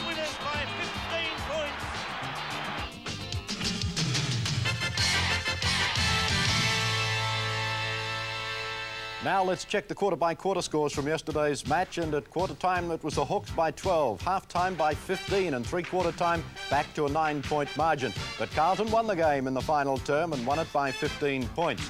The goal kickers, Kernahan and Evans were the multiple kickers for Carlton. Kernahan 3, Evans got 2, Johnson, Sartori, Hunter, Madden, Nayley and McKenzie 1 apiece. Dunstall and Platten are multiple goal kickers for Hawthorn with 2 each. Then come Kennedy, Dearpear, Domenico, Buckenara, Brereton, Curran and Loveridge. take a look at the statistics of the day, and as you can see, again, a very close performance. The Blues superior in the air, taking 14 more marks than Hawthorn throughout the course of the day, and Hawthorn had the dominance in the handball department, 82-61 in what was a pretty good performance, but not good enough to keep the Blues out of the grand final of 1987. Coming up after the break, we'll be taking a look at some of the players in that match yesterday, and firstly we'll be speaking with the very good fullback from Carlton yesterday in Stephen Savani.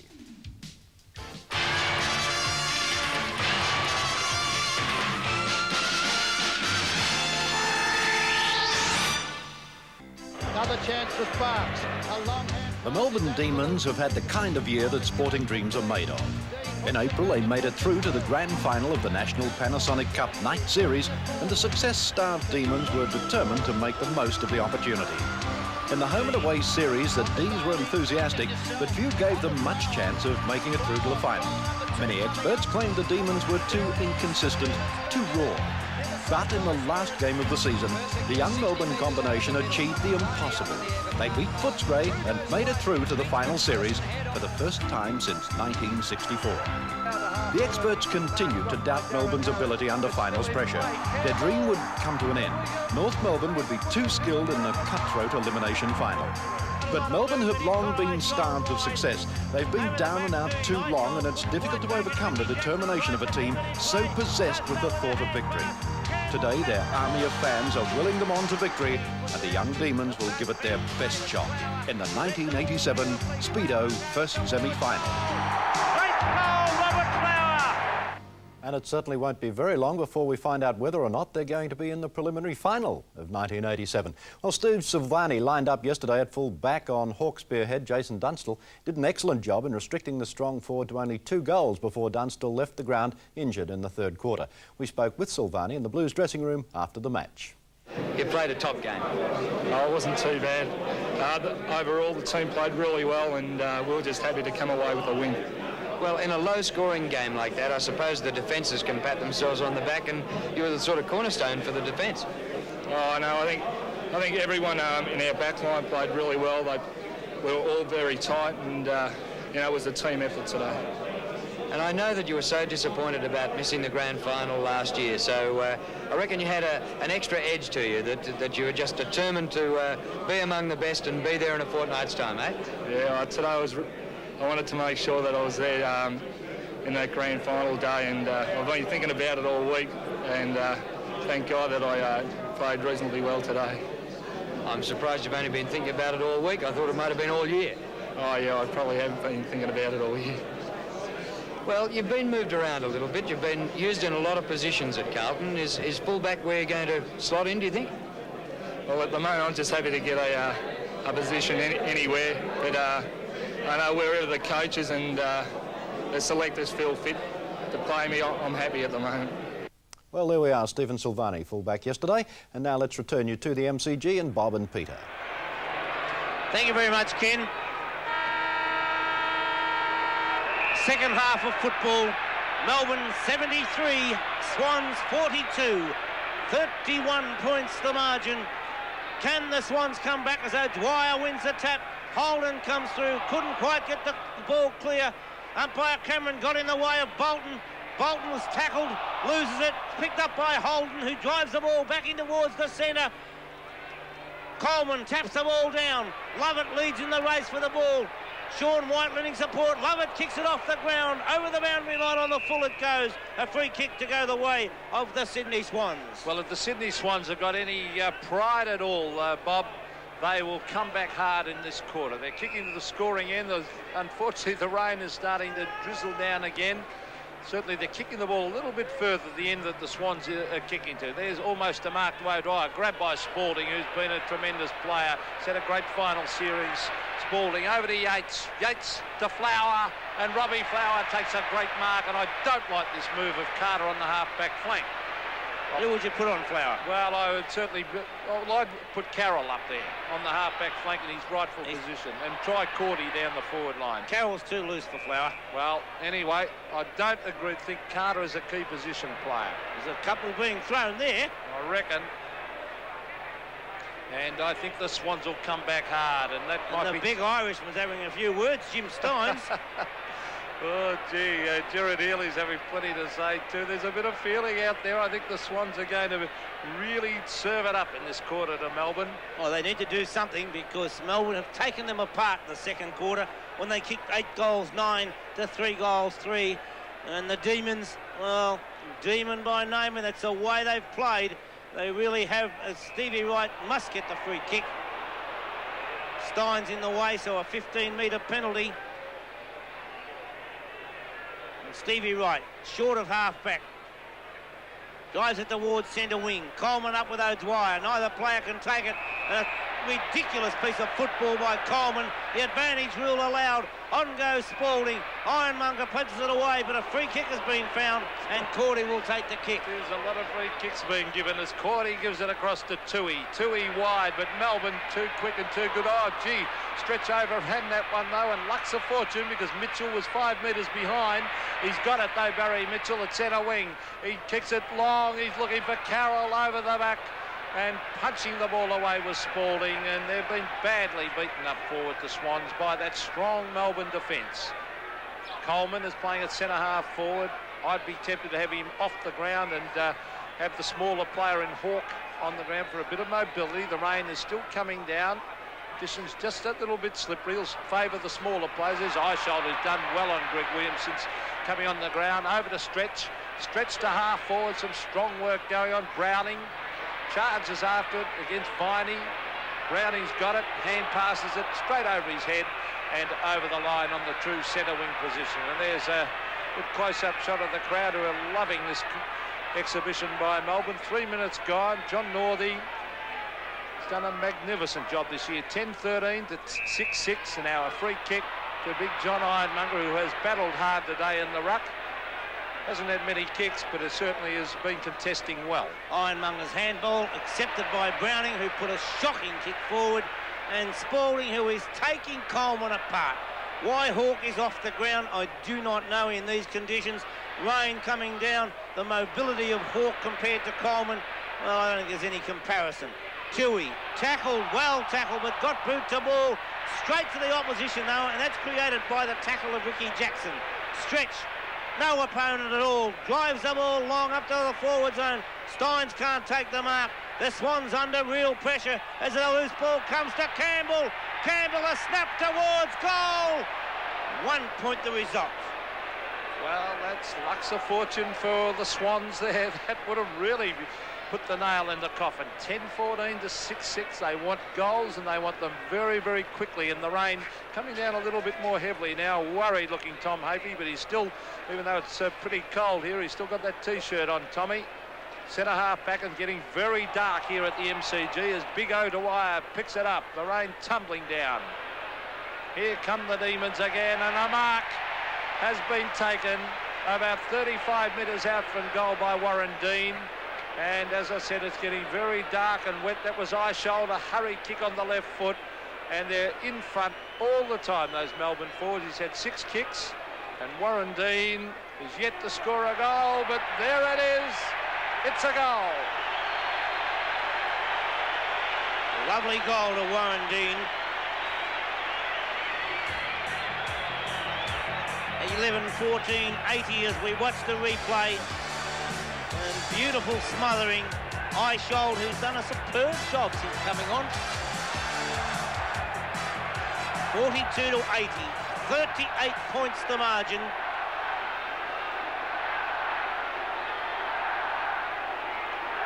.38 points, the gap between the sides as O'Dwyer again wins the tap. Browning leads in the race for the ball. Tried to kick it off the ground, tackles Viney too high. Viney breaks the one tackle, then another, but runs into trouble and is penalised accordingly as the Swans. Oh, stupid play, Ironmonger. Stupid play. That is just giving the game away. Particularly when you've got possession of the ball. Simon Eyeshoulder has done a fine job for Melbourne.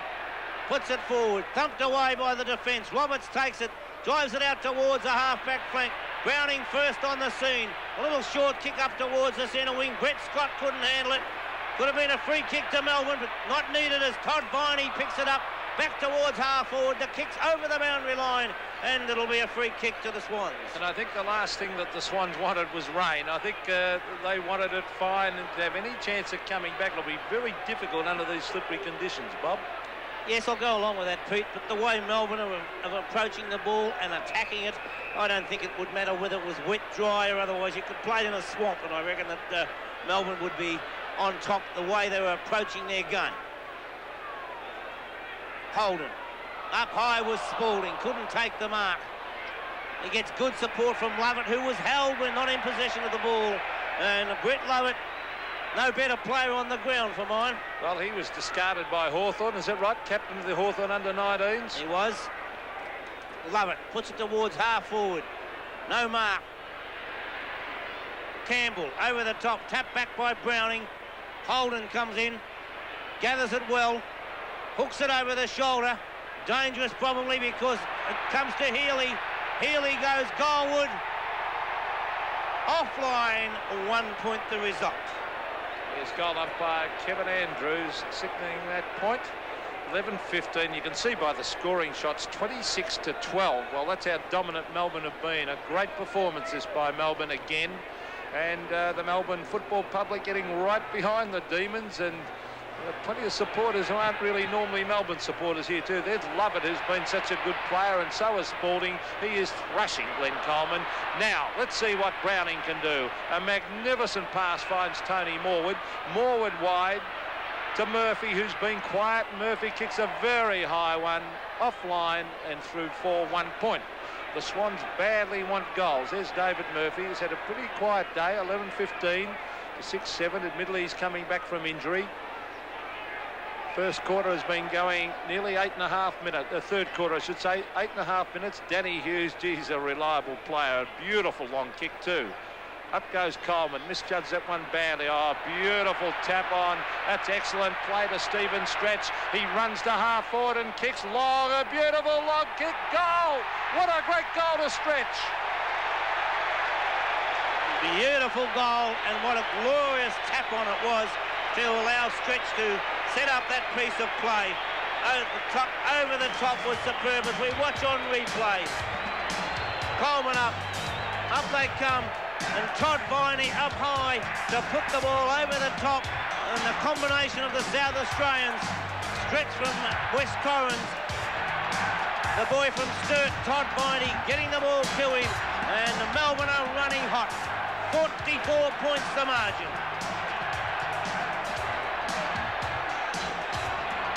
13 kicks, no handballs, but that is not, as we see, the light towers. And it might not look too dark, but there is rain still falling here at the MCG. The lights are on, actually, Bob. Ironmonger trying to tap the ball on. Healy kicking it out of Healy's hands, and it's a free kick to Mitchell. Brother against brother down there. Gerard and Greg. Greg Healy, who turns 22, I think it is, this week.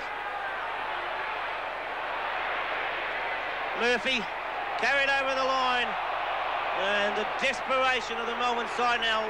Lovett, it looks like, has slid right into the fence, but the way he's playing, when you're playing like that, you'd have to be dead to come off.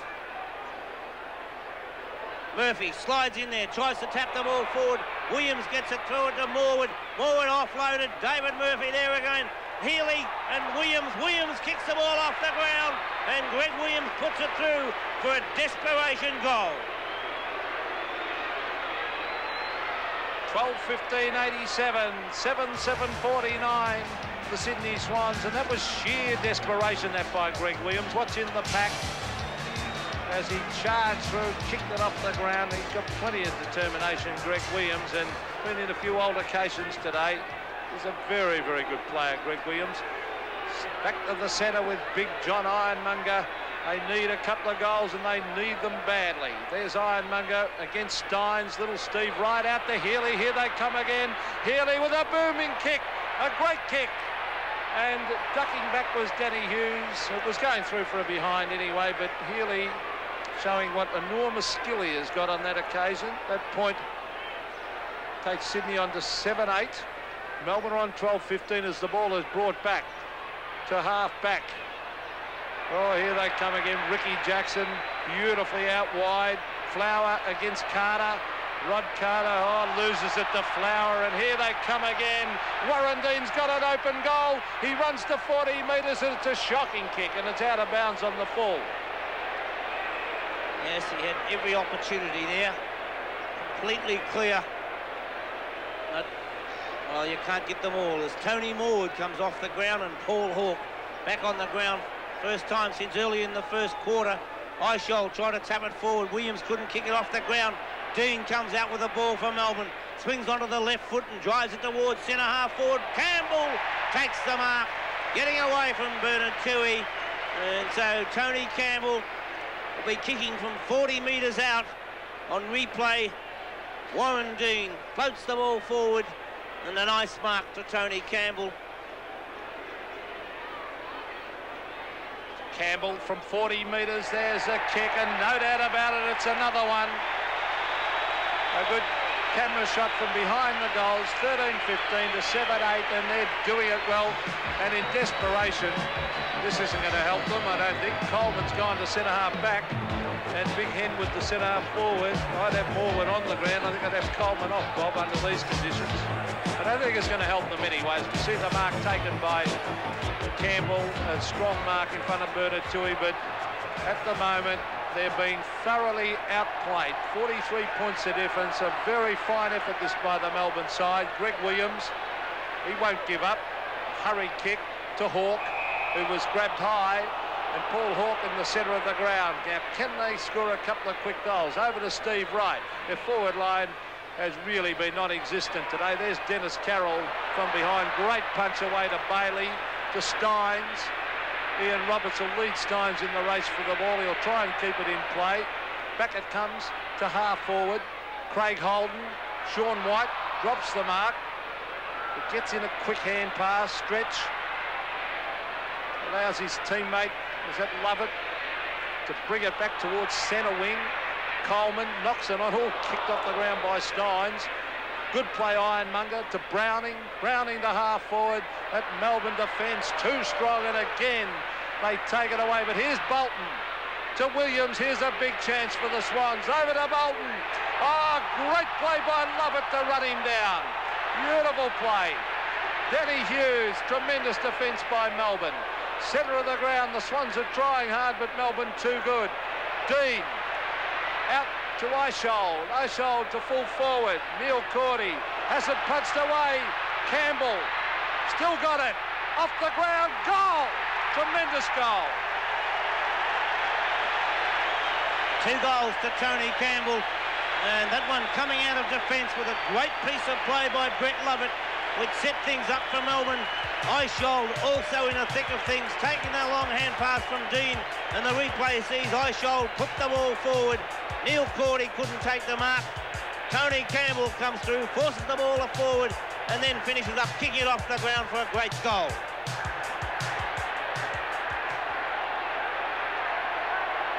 .49 points to lead, held by Melbourne, 99 to 50. Sun breaking through at the moment. Maybe that'll give the Sydney boys a lift as Stevie Wright takes the mark, but they need help from somewhere. I don't know where it's going to come from.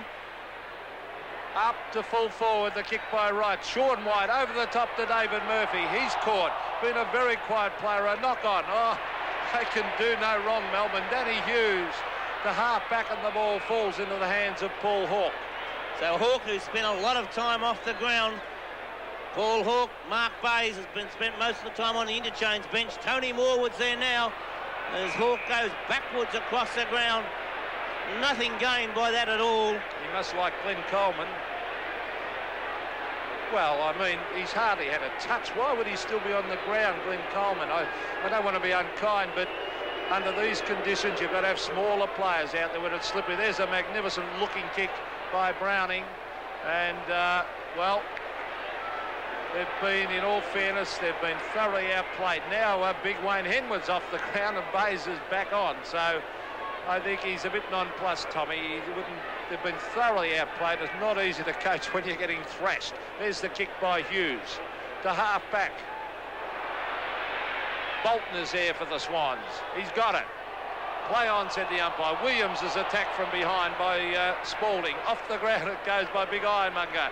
Grabbed by Greg Williams. Now a big chance for Dennis Carroll. He's got the bounce of it. He hooks it back. It bounces. Sean White. Oh, brilliant diving attempt by Sean White, and taps it through for a point. And do the crowd love him? And so they should, because that's the sort of thing. Look at that desperation. That's magnificent football by Sean White. Great play. Off the hands of the pack. The loose ball comes very close to the boundary line. And a free kick has been found, pushing the back, going the way of the Melbourne winger, Graham Yates. Yates hand passes on to Newport. Newport's kick smothered by Stevie Wright. Over the boundary line it comes. A throw-in to take place on centre wing. Freeze 24-15 in favour of the Swans. They need a bit more than that. 52-99. Bailey couldn't quite take it. Greg Williams forces the ball forward. Stevie Wright picks the ball up, floats it towards half-forward line. Earl Spalding came in to punch it away from Melbourne. It's Brett Bailey who gets a hand pass to Newport. Newport's kick off the side of the boot. Stretch came in, tapped it well, ball forward. Mitchell gets the hand pass to Hawke. The short kick across the ground, straight to Browning. Browning thought about the hand pass. Now he goes short onto Holden, and that player takes the mark with the second grab. Jimmy just going around in circles, so and getting nowhere. Now there are a chance, but oh, geez, played a good game. Love it. She goes in after it again. Backing him up is Sean White, and he kicks it out long to the boundary line. In fact, he puts it over the line deep on that half-forward flank. Now, Craig Holden will take the kick. Time clock is just ticking away. 18.5 minutes gone. Short pass comes to Healy. Newport's had the job on Healy for the last couple of quarters. He's only kicked one goal. Don't forget here, they're hooting him. He was the hero here a few years ago for Melbourne. He's had 11 kicks and 3 handballs. A great player, Gerard Healy. Getting over a stress fracture of the foot, of course. You saw that ankle heavily taped there under that right sock. And last week he kicked very poorly. I'm sure it was because of that injury. Gerard Healy right on the boundary line. He's just the sort of player who might kick this. Is a magnificent kick normally. It's very, very close. In fact, it's a great goal. 2 goals to Gerard Healy. And the Swans 8-10, 58. Melbourne 14-15, 99. So 41 points. Now the lead by Melbourne. We're approaching the 20-minute mark of the third term.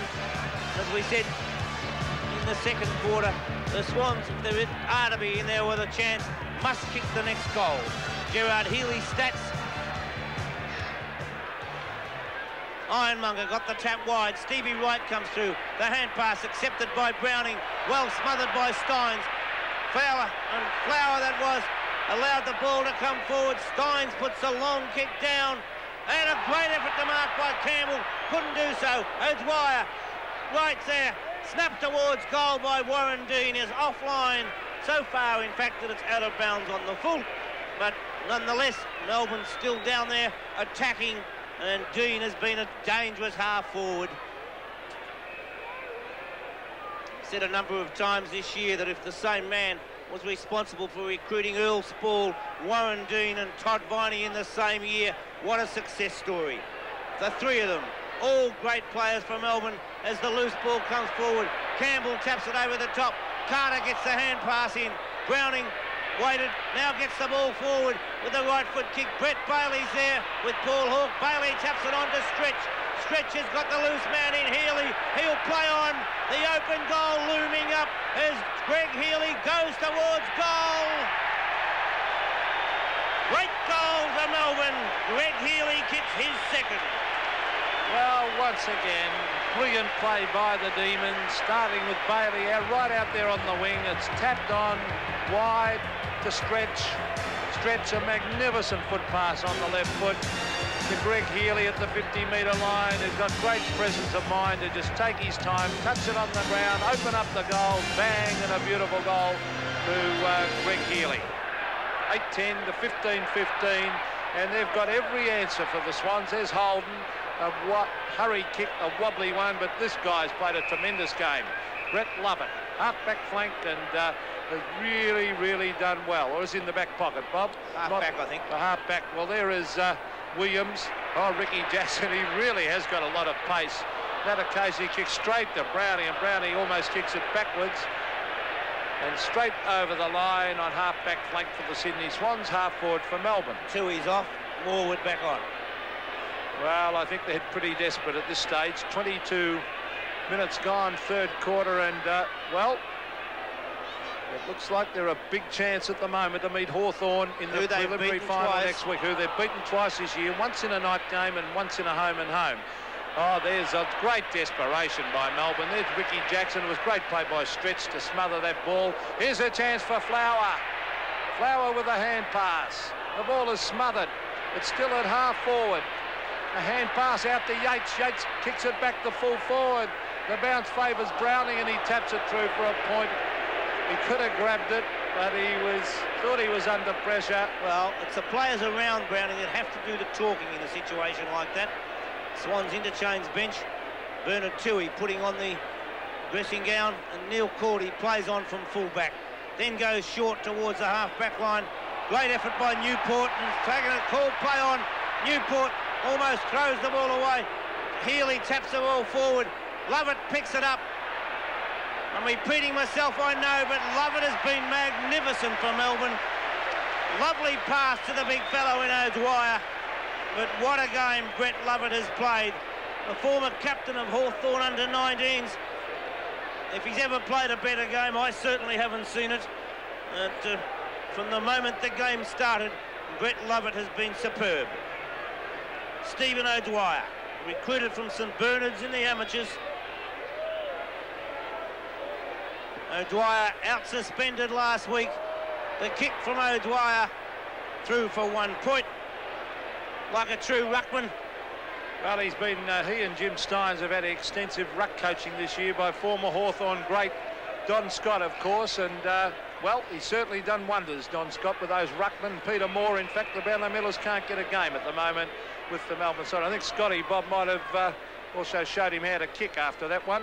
There's the kick coming down towards centre wing. Up they go. It's punched away to Mitchell. Mitchell hooks it back to half forward where Danny Hughes, the ever reliable Danny Hughes, he's always there doing the hard things, the contesting. John Northey must be a really, really happy man at the moment to be coaching a team of goers like this. No doubt about that, Pete. And you've summed it up. A team of goers right over the ground as Paul Hawke takes possession. Hooks the ball forward. Williams couldn't take possession. Holden, but beautifully tackled by Stephen Stretch, who in tackling tapped the ball out of Holden's hands, and the ball went over the boundary line. Just another example, as we see on replay. Now there it was, he thumped the ball out of the hands. Beautiful defensive work by the Demons. Murphy gets it to Scott. Brett Scott with a long kick towards the forward area, but he's offline, and so Brett Scott has kicked the 1 goal, 1 out of 8 goals, 11. But it's 32 scoring shots to 19, 107 to 59. Melbourne completely holding sway, and deservedly so. Clapping is for O'Dwyer coming off the ground, and Williams back onto the ground for Melbourne as the ball goes over the boundary line. Just a little bit further away from the Swans' goal than half forward. And they are in dire straits. 48 points the margin, and they've only kicked 59 points so far as Greg Williams traps it. Try to get the hand pass to Mitchell. Free kick must go the way of Barry Mitchell. And the little battler from Mulgrave with the aid of a 15-metre penalty. It's a decent 15 metres too. That's about 30. I wouldn't mind buying some land off Peter Cameron. Off the hands of the pack. Doug Coop first there, and he's happy to see it run through for 1 rush point to the Swans. Well, Doug Coop would be rapt to be part of this side. He's been round the football merry-go-round. I think North Melbourne, he was a former South Melbourne player, wasn't he, Bob? So at his third league club, and he would be delighted. There he is, the player I mentioned, Doug Coop on screen towards centre wing. Ian Roberts to half forward. Oh, Spalding, gee. I don't know. I'm pretty sure the Eagles could have recruited Spalding and Warren Dean. I'll tell you what, I reckon they've made a big blue with both of them. As we see Earl Spalding take a strong mark. They could have done with the centre half back too, the Eagles this year. Melbourne may have already got them beforehand. Oh, got the mail. They could have got them, Bob, I think. Well, you get better mail than I do. As Sean White takes a lovely mark. Maybe a little bit foolishly playing on, but this man can do no wrong, Brett Lovett, as he hooks the ball back in towards the centre. Bailey brought it down. Yates gives support, drives the ball forward. At the back, it's Williams. He hand passes to Jackson. A goal coming up from... No, he's missed it. No, it's a goal. Well, once again, fantastic teamwork from Melbourne. Look at the Melbourne supporters. They're wrapped. Bailey, strong work. Yates, hurried kick up towards the forward line. It's grabbed by Williams. A beautiful 30-metre hand pass. We thought he might have missed it, Ricky Jackson. Oh, no, it was well in. With goal umpire put us off running across, and a lovely goal for the little rover. They're far too good, Melbourne. Yes, they are playing superb football. They fully deserve their lead. Well, Ricky Jackson, gee, he'd be delighted. He was discarded by the Richmond club, and now he's a vital part of this Melbourne machine at the moment, and that's how they're playing. At half-back, they can't do a thing wrong. At the moment, they look like meeting Hawthorn in the preliminary final at VFL Park next week. What a game that'll be. Rod Carter, strong mark. Centre half-back. I wonder if Rod will be settling up next year for the Swans. Oh, look at that for desperation. That's holding the ball almost. Yes, there's no doubt it was holding the ball. And Peter Cameron... That was certainly holding the ball. Well, Peter Cameron not playing. Let's have a look at it again. The desperation. Murphy. Look at the desperation by Ricky Jackson. He's lying on it. He wasn't actually tackled, though. No, I think he was right, Peter Cameron, as the ball is kicked away by Coleman. It's at half. Hawke and Browning. Oh, gee, look at the pressure. Tremendous play. Spalding to Steins. It's still almost in the centre of the ground as the Melbourne players pounce on it. They're not going to let that ball go loose, and they want to really swamp the Swans. Peter Cameron and David Howell at the umpires have done a fair job. They didn't do well early, but in the last quarter or so, they've done pretty well. 28 3/4 minutes gone in the third quarter, and it looks like it might be the end for the Swans. Ricky Jackson dummies beautifully. The hand pass towards Viney. He gets away with it. Hand passes to Yates. This will be a goal. Graham Yates, no mistake about it, went through the centre. Well, that's Graham Yates' second goal, and it all came about once again by magnificent teamwork by the Melbourne side. 17-17 now they are. 119 to 8-12-60. Look at that. Ricky Jackson across to Viney. Unselfishly, he gives it to Yates. He could have kicked it himself, Viney. And Yates, a loose man, bang, and he slams it through for another one. This is delightful football, and they cannot do a thing wrong. Graham Yates, 10 kicks, 5 handballs, 15 possessions to Graham Yates, and 2 fine goals. Centre bounce. Holden. Lovett once again. Beautiful play by Lovett. Gets it onto Healy. Touches it once on the ground, and Melbourne, well, what more can they do? They have been superb, and the former Hawke under-19 captain has led the way. They haven't got a weak link, Bob, for the second week in a row. No matter where you look, Melbourne are doing well. Steins gets the ball down. Coleman has the kick, smothered off the boot, and it's rushed through for 1 point. Exactly double the score. Look at that by Brett Bailey. And it's forced through by Bays, but great play, Bailey. Flower! What a lovely mark, Robert Flower. Geez, they love him, don't they? 4 goals, and that was a tremendous mark as Flower sets it up. Can someone take a mark? It's punched away by Coleman. Browning grabs it at half-back. Oh, he took far too long to kick that, and it was under enormous pressure, and it really went nowhere. Straight out of bounds in front of the Melbourne member stand. There's the siren for another brilliant exhibition of football by Melbourne in that quarter, and the members stand, and all the Melbourne supporters rise to clap their heroes, because it is a great exhibition of football. Melbourne at 3/4 time, Johnny Northey, they love him too. 17-18, 120 Melbourne at three-quarter time. Lead the Sydney Swans, 8-12, 60. During that quarter, the Swans kicked 2 goals, 6, but Melbourne put 7 goals, 5 on the board. And they did that with superb teamwork all over the ground. And the John Northey-inspired boys have thrown themselves onto boots. They've tackled magnificently. Their back line has been strong. Love it. Spalding across the half-back line. What gets past them, it's been Hughes and White. And at three-quarter time, it's Swans 8, 12 goals, 12, 60 points. Melbourne 17 goals, 18, 120. For one team, just one quarter of football remains for season 87. For the other, a chance at football glory. And we'll be back with the final quarter after the break. Let's check the scoring on the scoreboard. Yes, that's pretty much the way it goes for Sydney supporters at the moment. It was a 5-point margin in favour of the Swans at the end of the opening term, 31 points in Melbourne's favour at half-time. They are now exactly double. The Sydney Swans score 17-18, 120 to 8-12, 60. Melbourne lead by 60 points. Take a look at the goal kickers. These are just the multiple goal kickers for the Swans. Healy, Carroll and Wright, 2 apiece. For Melbourne, Flower has 4 and Viney, Campbell, Healy and Yates have 2 apiece to their credit. Well, the highlights, and these will run all Melbourne's way as rightly they should. Barry? That was a great goal from Stephen Stretch and just continued the avalanche of goals that Melbourne have had since the start of the second quarter. But Swans certainly a sorry sight, and Glenn Coleman taking one of his few marks or getting his few touches for the day. And South Melbourne Swans really don't know which way to go. Well, it really is an exercise in commitment as far as Melbourne's concerned, isn't it? They're giving everything they have. Well, we really have said that Melbourne have been playing on a high, and I think we really have to start to say that Melbourne are a very good football team. Their commitment is absolutely excellent. Every player all over the ground giving 100%, and their forward line, the way they lock that ball in there at varying stages of the game is just fantastic football. Well, how much trouble would the Swans be in without the likes of Healy and Wright, and that's about it, Williams, isn't it? And Williams, just, yeah.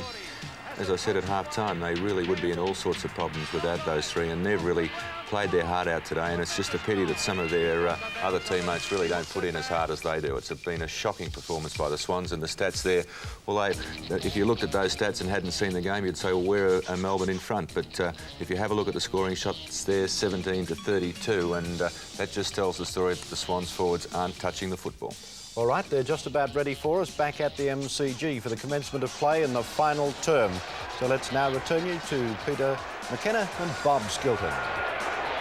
1 quarter of football left to play in the first semi-final of 1987, and it'll be very, very hard to see anyone but the Melbourne Football Club going into the preliminary final against Hawthorn next week. 60 points to margin, and that's all the Swans have scored in 3 quarters of football. Wright taps the ball on. Barry Mitchell kicks the ball forward for the Swans. Taken down there by Healy, but it's mothered out there by Sean White. Again, fine defensive work. And the former Demon, Gerard Healy, I just wonder what's going through his mind at the moment. I was thinking exactly the same thing. Great Melbourne player he was, Gerard Healy too, but he went to the Swans and, well, he's had finals experience. Now it's Melbourne's turn. There's Todd Viney. He does a lot of hard things. Browning. I wonder whether there's talk in the Melbourne papers this morning that he's already signed on as coaching up in the Ovens and Murray League in Victoria for next season. So maybe this is his last game for the Sydney Swans. He's been a great stalwart for them, if it is his last game. He has been a fantastic player for them, Mark Browning. There's John Northey, the quiet achiever, and really he was sacked by the Sydney Swans, we must remember. The hand pass out to Dennis Carroll, been moved away from full forward. I would have done it much earlier, I think. There's Tony Morwood having an open goal, and Tony Morwood has put it through. Morwood kicks his first goal, and goals have been very, very hard to come by for the Swans. 9 goals, 12, 66, 17, 18, 120. Well, when you look at their set forwards, Greg Williams has kicked the goal. He's their centreman. Gerard Healy's kicked 2. He's a ruck rover. Brett Scott's kicked 1. They just haven't had any forwards down there, Bob. And that would be taking it away from the Melbourne defence. They have really applied pressure. And Brett Lovett, Earl Spalding, Newport, after Bailey has had the early job of going everywhere with Healy, Newport took over as Tommy Hafey. Well, you can't get any glummer than that as Carroll puts the ball forward. Yates is there to tap the ball on, and it goes towards Danny Hughes. Hughes will take the ball over the boundary line. Hawke coming through. Well, this will be the 4th finals appearance in 2 years by the Swans. A quick exit again, Bob. Yes, and it's disappointing. I'm sure they'll really have to look at the situation. Unfortunately, as the old saying goes in football, maybe they did peak too early. Then they were unfortunate to have a few injuries, and they certainly haven't looked like a fresh side with life in their legs during this final series. Well, I really thought that they'd come out and push Melbourne today. I really thought we were in for a great contest. Greg Williams has been taken out. Likewise. I think been taken out of it by Simon Eisholt. Greg Williams. There's Danny Hughes, ever reliable. Oh, gee. Good mark, Brett Bailey. Across to Eisholt, the player I mentioned. Further afield it comes. This is Warren Dean to half forward, and the long kick comes right up towards Steins, who flies. Couldn't take it, and it's forced over the line in that forward pocket. Yes, and Greg Healy giving the hand pass over, taking it back again, and well, he's been an excellent player also, but every Melbourne player has done his job at some stage. From the throw-in, high over the top came Cordy, a snap towards goal. Robert Flower was up high. Carter's done a good job against Flower because Robbie Flower had kicked goals at that stage. Browning takes the ball, a shocking kick straight into the arms of Stephen Stretch, who's been a fine player on the wing. He's been a wonderful acquisition, Stephen Stretch, to the Melbourne side in the last couple of seasons. He get a lot of votes in the Brownlow too. He is a top player, Stretch, as he kicks from the 55-metre mark. It's close. I think it was touched through. A very, very good drop punt, though, that by Stretch. It's forced through from behind. 17-19 to 9-12, and you would have to say this is a real hiding. That is the understatement of the year. Official attendance here today, 80,292. And most of them absolutely delighted with Melbourne's performance. Bailey takes it from Greg Healy. The kick from Browning, tapped on by Coleman. Murphy puts the ball down towards half forward, but Tony Morwood's a mile behind Sean White. White puts the short pass in, it's a shocker. Coleman takes the mark, but he doesn't know which way to go. Now he drives it towards centre half forward. Eisholt in front is beaten foot by Greg Williams, who's got Tony Morwood down the ground. Morwood at the back, up high, a lovely mark. So Tony Morwood, well, that's the time that players get caught out. Sean White left Morwood, did everything right, and now it comes back and Tony Morwood takes the mark. Yes, no doubt about that mark, and well, he's been on and off the ground today, Tony Morwood, and that's why 3 kicks and 3 handballs. He's been one of that forward line that has played poorly. There's the kick, and it's another goal.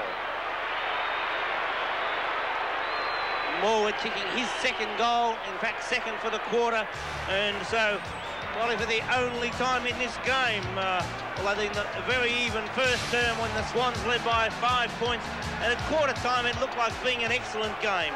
Only 5 points the margin between the sides, but since then it's been a cakewalk for the Demons. 72-121. O'Dwyer gets the tap. Williams is dispossessed by Eisholt, who's played an excellent game. Spalding takes it on to Stretch. He bursts through the centre and puts a lovely kick down to the forward area. Touched off the hands. Bayes comes through, pushes it over the line, and Melbourne get their 5th rush point, but they have been great. 72-122, a lead of 50 points. Just over the 6-minute mark, final quarter. I think it's most important for the Sydney Swans to salvage a bit of pride by fighting this game right out, and I think they are doing that at the moment. Craig Holden, the 50-metre line, he's on half-back, brings it to the wing. Coleman couldn't take the mark. David Murphy's in there as the rain tumbles down again, and well, that adds insult to injury as we see Stephen Wright going for the long kick, and the umpire Peter Cameron, did he say ran too far? Yes. Is that the judgment? A little bit stiff, but look at the rain coming down, and I think that certainly ends the Swans' hopes, whatever hope they did have, and I really do believe they didn't have much at all. We'll see the ball with Greg Healy on half-back flank. Kicks it towards half forward. It's fisted away to right. Back to Carter. To half forward. Punched away. That was by Coop. Again, the Demons get out of defence, and the mark has been taken on centre wing by Stephen Newport. So Newport from centre wing towards centre half forward. Punched away by Carroll, taken by Bailey of Melbourne, and Brett Bailey puts the ball high in the air. Steins in front. Cordy punches the ball away. Bays puts it to ground. Jackson takes it well. Shows a good turn of speed. A lovely hand pass to Yates, who snaps towards goal, but he's offline. 1 point the result. So Graham Yates has kicked 2 goals, 1 out of Melbourne's 17-21, and it's 123 points to 72. Browning plays on from full-back. A poor kick from Browning. Missed that time by Flower, but once again, he gets great support, and the Demons go forward as it was kicked that time by Newport. Kicked off the ground by Stevie Wright. Over the boundary line it goes as Stephen O'Dwyer comes off the ground. Williams back on the ground for Melbourne. What a great display of football by the Demons. Steins grabs it, puts it forward. Bays slips. Williams comes through, the hand pass to Bays. His kick, a high, floating one towards the centre, and Stretch, a beautiful mark. Well, that was just sheer ability and class, took that mark. Tremendous. Oh, this is bad play by the Sydney Swans, because Stephen Stretch is a magnificent kick of a football, and that 15 metres now takes him right onto the 50-metre line. He will kick this drop punt from 16 kicks he's had. And as I said, he is a great kick. There's the drop punt, a low trajectory drop punt, goal.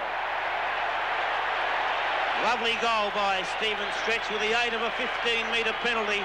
Stretch put his second goal on the board, and he's controlled that wing right throughout the game. But as we've said a number of times, no matter what position you would like to name, you can make the same comment. An absolute team, and next week will be a sensational game, because Hawthorn play a similar style of game. They're a team, and so are Melbourne. We're in for a classic contest. Greg Williams overruns the ball. Bolton gains it, hooks it down towards the half-forward line, but it's Melbourne in the way, and big Jim Steins. Steins plays on. Would have had a 15-metre penalty, but doesn't even worry about that, and that's why, because he drove the ball forward. And one of the best players on the ground for mine, Simon Eichel. Tremendous game, the former Ormond Abeners boy, and he was a late replacement in the side for Russell Richards. He goes to the pocket, and Tony Campbell chips in to take a safe mark on his chest, about 20 metres out from goal. They're doing it well, 18-21 to 10-12 at the moment, and a chance for another goal. He's kicked to, there's Eichel, kicking long to the pocket. Great judgment there, but no pressure by Mark Bays whatsoever. There's the kick by Campbell, and what's he done with it? He's dobbed it. 3 goals to Tony Campbell, and I don't think it's too many weeks ago that nobody could have imagined Tony Campbell representing Melbourne in a finals game. He's come into the side and he's done the job well, and I think that at the moment he's there to stay. Tony Campbell's stats. Centre bounce. Steins gets the ball forward once again. Browning gains it. Well tackled by Viney, and the loose ball comes out. Bolton comes out with it. Runs straight into a Melbourne tackle. Dean now. The ball forced forward to Bailey. On to Steins. Stein to Flower. Flower, a shocking kick, but well excused, Robbie Flower there. I think Flower really tried to chip that across to his teammate then, Bob. I reckon he went for a little pass and just kicked it a little bit over his head. Bays off, Ironmonger on. Well, Mark Bays has played a very poor game. I think a lot of rumours going around. He may not be in Sydney next year. He might be playing in Melbourne, but, well, we'll wait and see on that one. But it's on half-back for the Swans. It has been a magnificent exhibition, this by Melbourne. 72 handballs to Sydney Swans, 69. It will be interesting over the summer to see what happens with the Sydney Swans lineup. There's Mark. has not had a good day, Mark Bays. But I'll tell you what, he's not Robinson Crusoe there. He's had a few mates. We've had very few good players, Bob. Yes, I can only concur with that remark, Pete. And a very, very disappointing last few weeks of the year for the Swans. In fact, from memory, I think they've lost 6 out of 7. They lost 3 of their last, or 5 out of 6 anyway, because they lost 3 of their last 4 games, and have lost their 2 final games as Lovett once again takes it. It was a poor kick from Bolton. Lovett puts the ball wide. Robert Flower, 40 metres out from goal, puts it forward. Across the face of goal it comes, and through for 1 point. Kicked by Robert Flower, who has 4 goals, 4 on the board, out of Melbourne's 10 goals, 12. 72 to 136 as John Northey has a close look at the situation. Not much expression on the face, but I can assure you within he'll be absolutely delighted with the performance by his team, and so he should be. You just wonder how long, Bob, as we see Barry Mitchell getting it down to centre wing, how long can they keep this sensational form up? 2 more weeks they've got, and they've got a premiership if they're good enough. They're Danny Hughes, Ironmonger, doesn't get many kicks, does a lot of knocking on. Paul Hawke, a bad kick goes straight to Graham Yates. Yates courageously took that mark. He didn't know what was coming from behind him then, and he copped one. Oh, towards half forward he goes. Craig Holden caught. Players charge in after it, a slippery ball now, as after well, in fact, it's still raining at the moment, a light shower, and there's a very, very glum look on the face of Tommy Hapey. He's had a lot of success as a coach with Richmond. He's had some heartbreak at this ground with Collingwood, of course, and now also with the Sydney Swans. Coming off is Coleman, and coming back on is Bays. Peter McKenna, it's a little bit late. As that one's concerned, Campbell almost took a great mark. Look at the crowd, they're not happy about that. They're all for the Demons, and they're letting up by a Howlett, know what they think, as the Swans put the ball forward towards centre wing. Williams is there, gets a hand pass across to Healy from centre wing. Healy goes towards half forward, and Tony Morwood takes a nice mark, gives it across to Bays. Bays will put the long kick down the ground. It won't be straight. Can Stevie Wright gain possession? He cannot, and it's through for 1 point, kicked by Mark Bays. 73 to 136. 15 minutes approaching, so approximately 12 or 13 minutes to play, and what more can this guy do? Stephen's stretch has been superb. Another lovely mark. Now he puts the ball wide for Jim Steins. Has all the time in the world to take it. Ironmonger chased, smothered. Robert Flower first on the scene, tried to tap it back to Steins. Carter intercepts and picks the ball up. Hand passes over the top to Bolton. Bolton now hooks it towards half forward. Spalding's in the way, can't quite take the mark. Almost a collision of Swans, and Lovett now onto Newport. Newport puts the ball forward, finds his teammate in Bailey. Hand pass over the top time, finds Viney. Viney straightens up. The hand pass towards Healy. Can he get the kick in? He does. Goes goalward, and Greg Healy brings up his 3rd goal.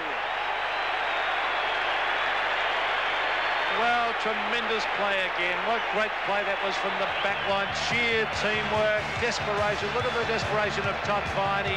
It started further afield, though, and a long hand pass allows Greg Healy to grab it. Got a nice bounce, bang, and shoots a goal. Beautiful teamwork, but it started further afield on the back line. Well, this has been a tremendous performance. 20-22 to 10-13, nearly double the score, and I think they've been twice as good. You'd have to say that, Bob. No doubt about it, Pete. Since quarter time, Melbourne have kicked 3 goals, 3 in the to the Swans, 8-9 to Melbourne in the second quarter, 2-6 to 7-5 by the Demons in that 3rd term, and Melbourne have just continued to go on their merry way. They led by 60 points at 3-quarter time, and at the present moment it's 69 points. So the Swans just getting further and further down the drain. as Danny Hughes now. A long kick. What a lovely kick, Hughes is. And it's a delight to see the Melbourne players with their long kicking and driving it right out of the danger zone each time. Kicked off the ground by Mitchell. White tried to tap the ball back. Support coming from Lovett. The hand pass out, and Stephen Stretch once again goes towards the forward area. His kick's offline, but it's pretty rare that happens today. Coleman puts the ball forward. Holden gets it onto Bays. Bays under pressure, just taps it out. It goes straight to the opposition. Yates puts it onto Coop. Coop dispossessed, but Yates is there to lend support again. Off the side of the boot it goes, but Melbourne's still in the van. Bays comes through to try and make amends. Gets it to Carter. Carter now onto Brett Scott. Scott pressured by Ricky Jackson, and the kick goes astray, marked by Sean White. Well, that forward line has been thrashed. And that strong Melbourne defence. He hasn't been dominant today, but he's been a very good team player, Sean White. He hasn't been as brilliant as last week. There's Steins, the Irishman. He marks on centre wing, big Jimmy Steins. And he's already kicked a goal. A very underrated player, Pete. Yes, moves very, very well for a big bloke. There's Warren Dean, the former Subiaco star. Dennis Carroll. Just wonder how fit Dennis Carroll's been in recent weeks. Just not like the normal brilliant Dennis Carroll. There's Craig Holden. A high floater to the pocket. And another safe mark. And David, is he going to take it off him or not? I think he's just given him a warning. Steve Wright tried to con the umpire, get a free kick. Sean White slips over. Off he goes. A shocking kick. He hasn't kicked well today, I should say. Straight to Bolton. Bolton the high one. Tony Morwood from behind. It's fisted away, though. You could be excused for saying night because the lights are on. That's and it's right. quite dark here. No, but great to have the lights here at the MCG as Bailey gives it across to Healy. Another hand pass finds Viney. Likewise, the piece of play comes down to Dean, and Warren Dean hooks the ball down towards the forward area. Good attempt there to mark almost by Tony Campbell, but it was a little bit high for him. Over the boundary line it goes. It's on back behind play as the Melbourne bench, and he looks like he's got a pretty fair shiner there, Brian Wilson. Well, he got that knock very early in the game. It has not cheekbone reappeared. didn't look too good at all, actually. No, I hope that's not a broken cheekbone and puts him out further than the rest of the finals. Mitchell hooks the ball down towards half-back, and the sliding mark taken there by the Swan skipper in Dennis Carroll. 73 to 142, 69 points the margin as Big Jim Steins is up to take the mark once again. On he goes. Great play, Steins towards half forward. Couldn't be picked up by Williams. Ironmonger does. Gets it to Cordy. Too long, according to the umpire. And I think he called play on. But I think he didn't then change his mind. He's going to bring it back, and the kick will be taken down there by David Williams. Well, I don't think it matters anyway, because Melbourne have been superb. Yates, and it's back as Danny Hughes gives the ball to David Williams, who has not kicked a goal yet today. From 55 metres out, Williams goes goalward.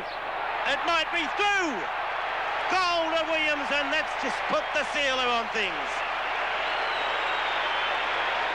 Well, look at that, 21-22 to 10-13, and now it is over double the score of the Sydney Swans.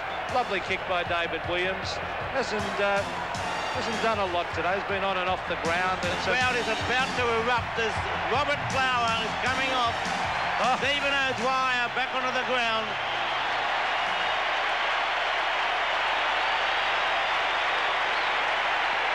The applause from the crowd as Robert Flower is taken off the ground. O'Dwyer onto the ground. Steins puts the ball forward. Yates with a hand pass out to White. White with a long kick towards centre wing. Williams left, then right. Puts the ball up towards the half-forward line. A push in the back matters not because Warren Dean takes it. Plays on. A nice left foot kick towards half forward. The loose ball comes down and we find the Swans through David Murphy taking the ball out. He finds Bays in the centre of the ground. No pressure at all. This is how Mark Bays likes it. He runs long towards the forward area, but it's straight to the opposition. Danny Hughes is there. The hand pass to Sean White. White puts the ball up towards centre wing, and Stephen Stretch, who's been magnificent. Stretch has been magnificent, Bobby. I'll tell you how well they played. This is the highest score that they have had in a semi-final since 1946 against Footscray, when they kicked 17 goals, 18. They've had great sides in that time, and now they've kicked 21-22 as Viney has been magnificent. Over it goes to Yates. Yates a wide pass, but it doesn't matter because he's on his own, Spalding. Earl Spalding coming down from centre back, gets onto the left foot. He kicks it long, but there's only one man there, and it's the Swans captain, Dennis Carroll, who started the game at full forward. He goes across to Browning. Browning with a long raking kick looking for Bolton. Gee, they've been disappointing, the Swans. They've hardly had a good player. Bolton loses it to his teammate. In fact, oh, gee, off the side of the boot. That was Craig Holden. Now, was it out in the full? I think it was a throw-in. Throw-in to take place on centre wing. Robert Flower having a look at the situation, and how would Robert Flower feel? 5 weeks ago, thinking he was going to finish his career with not a finals match to his long, illustrious career, and now he's got a minimum of 3, maybe even 4. It's a fairy tale story, this with Robert Flower, and well, he's had plenty of press in Melbourne, rightly so. He's been a great champion for Melbourne. Tapped on again. Bailey putting on pressure, but Browning picks the ball up for the Swans. Drives it long. Nobody home again. And what a disgraceful forward line it has been for the Swans. But what a magnificent back line for the Demons. And I think the other thing about Flower is, you see the Melbourne lead 75 points, is his great loyalty to the Melbourne club. He's had many big money offers to go to other clubs, and he has resisted them to stay with Melbourne. Yes, there's no doubt that Melbourne have looked after Robert Flower to keep him there, but justly so, and it's been just reward that Robert Flower has already seen out 2 successful finals, and he's been an inspiration to the Melbourne Football Club, but it's been a team, and John Northey also there, a great inspiration, and of course he'd feel great at the moment. He was coach of the Sydney Swans, and it wasn't required, and well, there were some people who did want to see him go on, but nonetheless, he is coach of Melbourne, and what a great job he's done. He didn't have enough flair, was the comment, wasn't it? Well, that was what was written, but whether or not that was actually it. Nonetheless, I don't think John Northey would be too concerned at the moment. All he'd be worried about is just what they get with time on almost left to play. The best man on the ground for mine, and Brett Lovett drives the ball forward, and well, he's had 19 great mates. Doug Coop accepts it from Newport. Coop's kick up towards the forward area. Bailey takes it on to Warren Dean. Dean goes goalward. He's hooked it, and well, I'll tell you what, he needs some kicking coaching, that Warren Dean. He hooks every kick he has, he hooks right to left like a golf shot. He'd get into trouble on a golf course, Bobby. Maybe it's just as well for the Swans. I know, because he does kick a lot of behinds, though. I think next week against Hawthorn he won't want to miss him. Hawthorn will put him under enormous pressure. There is Viney to Dean. He'll probably kick this on the left foot. No, he tries to centre it and do the team thing. That was good football. Ricky Jackson caught. Gets in the hand pass. Rod Carter. I wonder if this is his last game. I think he'll probably saddle up again next year, Rod. It's Viney. Oh, he's marked. I don't think he was sure whether the umpire had called play on or not then, but he's taken this at the 50-metre line. A disconsolate-looking Greg Williams on the mark. There he is, the Brownlow medalist. Kicks it across. Viney. I think that was actually meant for Newport. I think it just shows the dominance of Melbourne at the moment. The 2 players it there. Went over the head of Newport, and then Greg Healy took an easy mark. Now, Greg Healy, with 22 possessions so far, has kicked 3 goals, 1 out of Melbourne's 21-23. There's a little close to the man on the mark, but it's a nice-looking kick. Punched away, taken there by Roberts. Healy accepts the hand pass. Robert Flower back onto the ground for Melbourne as Warren Dean comes off. And Melbourne, well, the fans are delighted. Hopefully for Melbourne, Warren Dean is okay. Melbourne's greatest winning margin in a first semi-final, 30 points against North Melbourne in 1954. but today it's already 76 points. Yates again gets the short kick forward. The hand pass comes out, and Big O'Dwyer drives it up towards Steins. It runs past him. Over the boundary line it goes. And so a throw-in to take place alongside the behind post. A disconsolate-looking Wayne Henwood. 27 minutes have gone. Throw-in the forward pocket. Ironmonger gets the ball down. Roberts is dispossessed. Gerard Healy puts the ball forward for the Swans. Bolton along with Doug Coop. Coop happy to see it over the boundary line. The throw in on the half-forward line for Melbourne, with Melbourne on 149 points, leading the Swans 73. Well, Robbie Flower is back on the ground because Warren Dean, I think he took a bit of a heavy knock and they've taken him off as a precautionary measure, and he got the accolades that Flower normally gets as he went round the boundary line. Here come the Swans, but gee, they've had some poor players. Their forward line has absolutely been non-existent, and well, they've hardly had a good player all day. In fact, I don't think Tom Hapey would be very impressed by a few of the efforts today. There's Bays doing the ruck work. Tony Campbell, beautiful long hand pass to Sean White. Onto the left foot he goes. He hooks it towards a David Murphy's had a very quiet day. Oh, good strong play. He is a top player, Stephen Stretch. That was magnificent play. Newport was legged, or was it Bailey? And in fact it was Newport, but play on now, said the umpire, is David Murphy on centre wing. Kicks it wide, looking for Browning. I'm sure this will be his last game for the Swans. There's Sean White taking it to the line. No, it's still in play. I think Mark Browning would have been quite happy to see it go over, but eventually it is. It just shows you never stop until it is over. Right, it ball stopped. You watch this. Look at White. Now he goes again before Mark Browning and over the line. Brilliant play, Sean White. Indicative of the performance of the Demons. Danny Hughes. Look at the length of the kick of Hughes. Getting it right out of the danger zone. Brett Bailey forces the ball forward. Goes after it again. Kicks it off the ground. It's intercepted down there by Cordy. Cordy's hand pass coming out towards Bolton. Bolton has time to steady. Puts it up towards the forward area. Off the hands of the pack. Melbourne's there. Final siren as Hughes got it across to Healy, and the final scores 10-13, 73 Swans. Melbourne 21-23, 149 as Robert Flower comes off the ground. Well done again, Robert Flower, John Northey and the Melbourne Football Club. Well, a magnificent performance that by the Demons. Let's not take it away from them.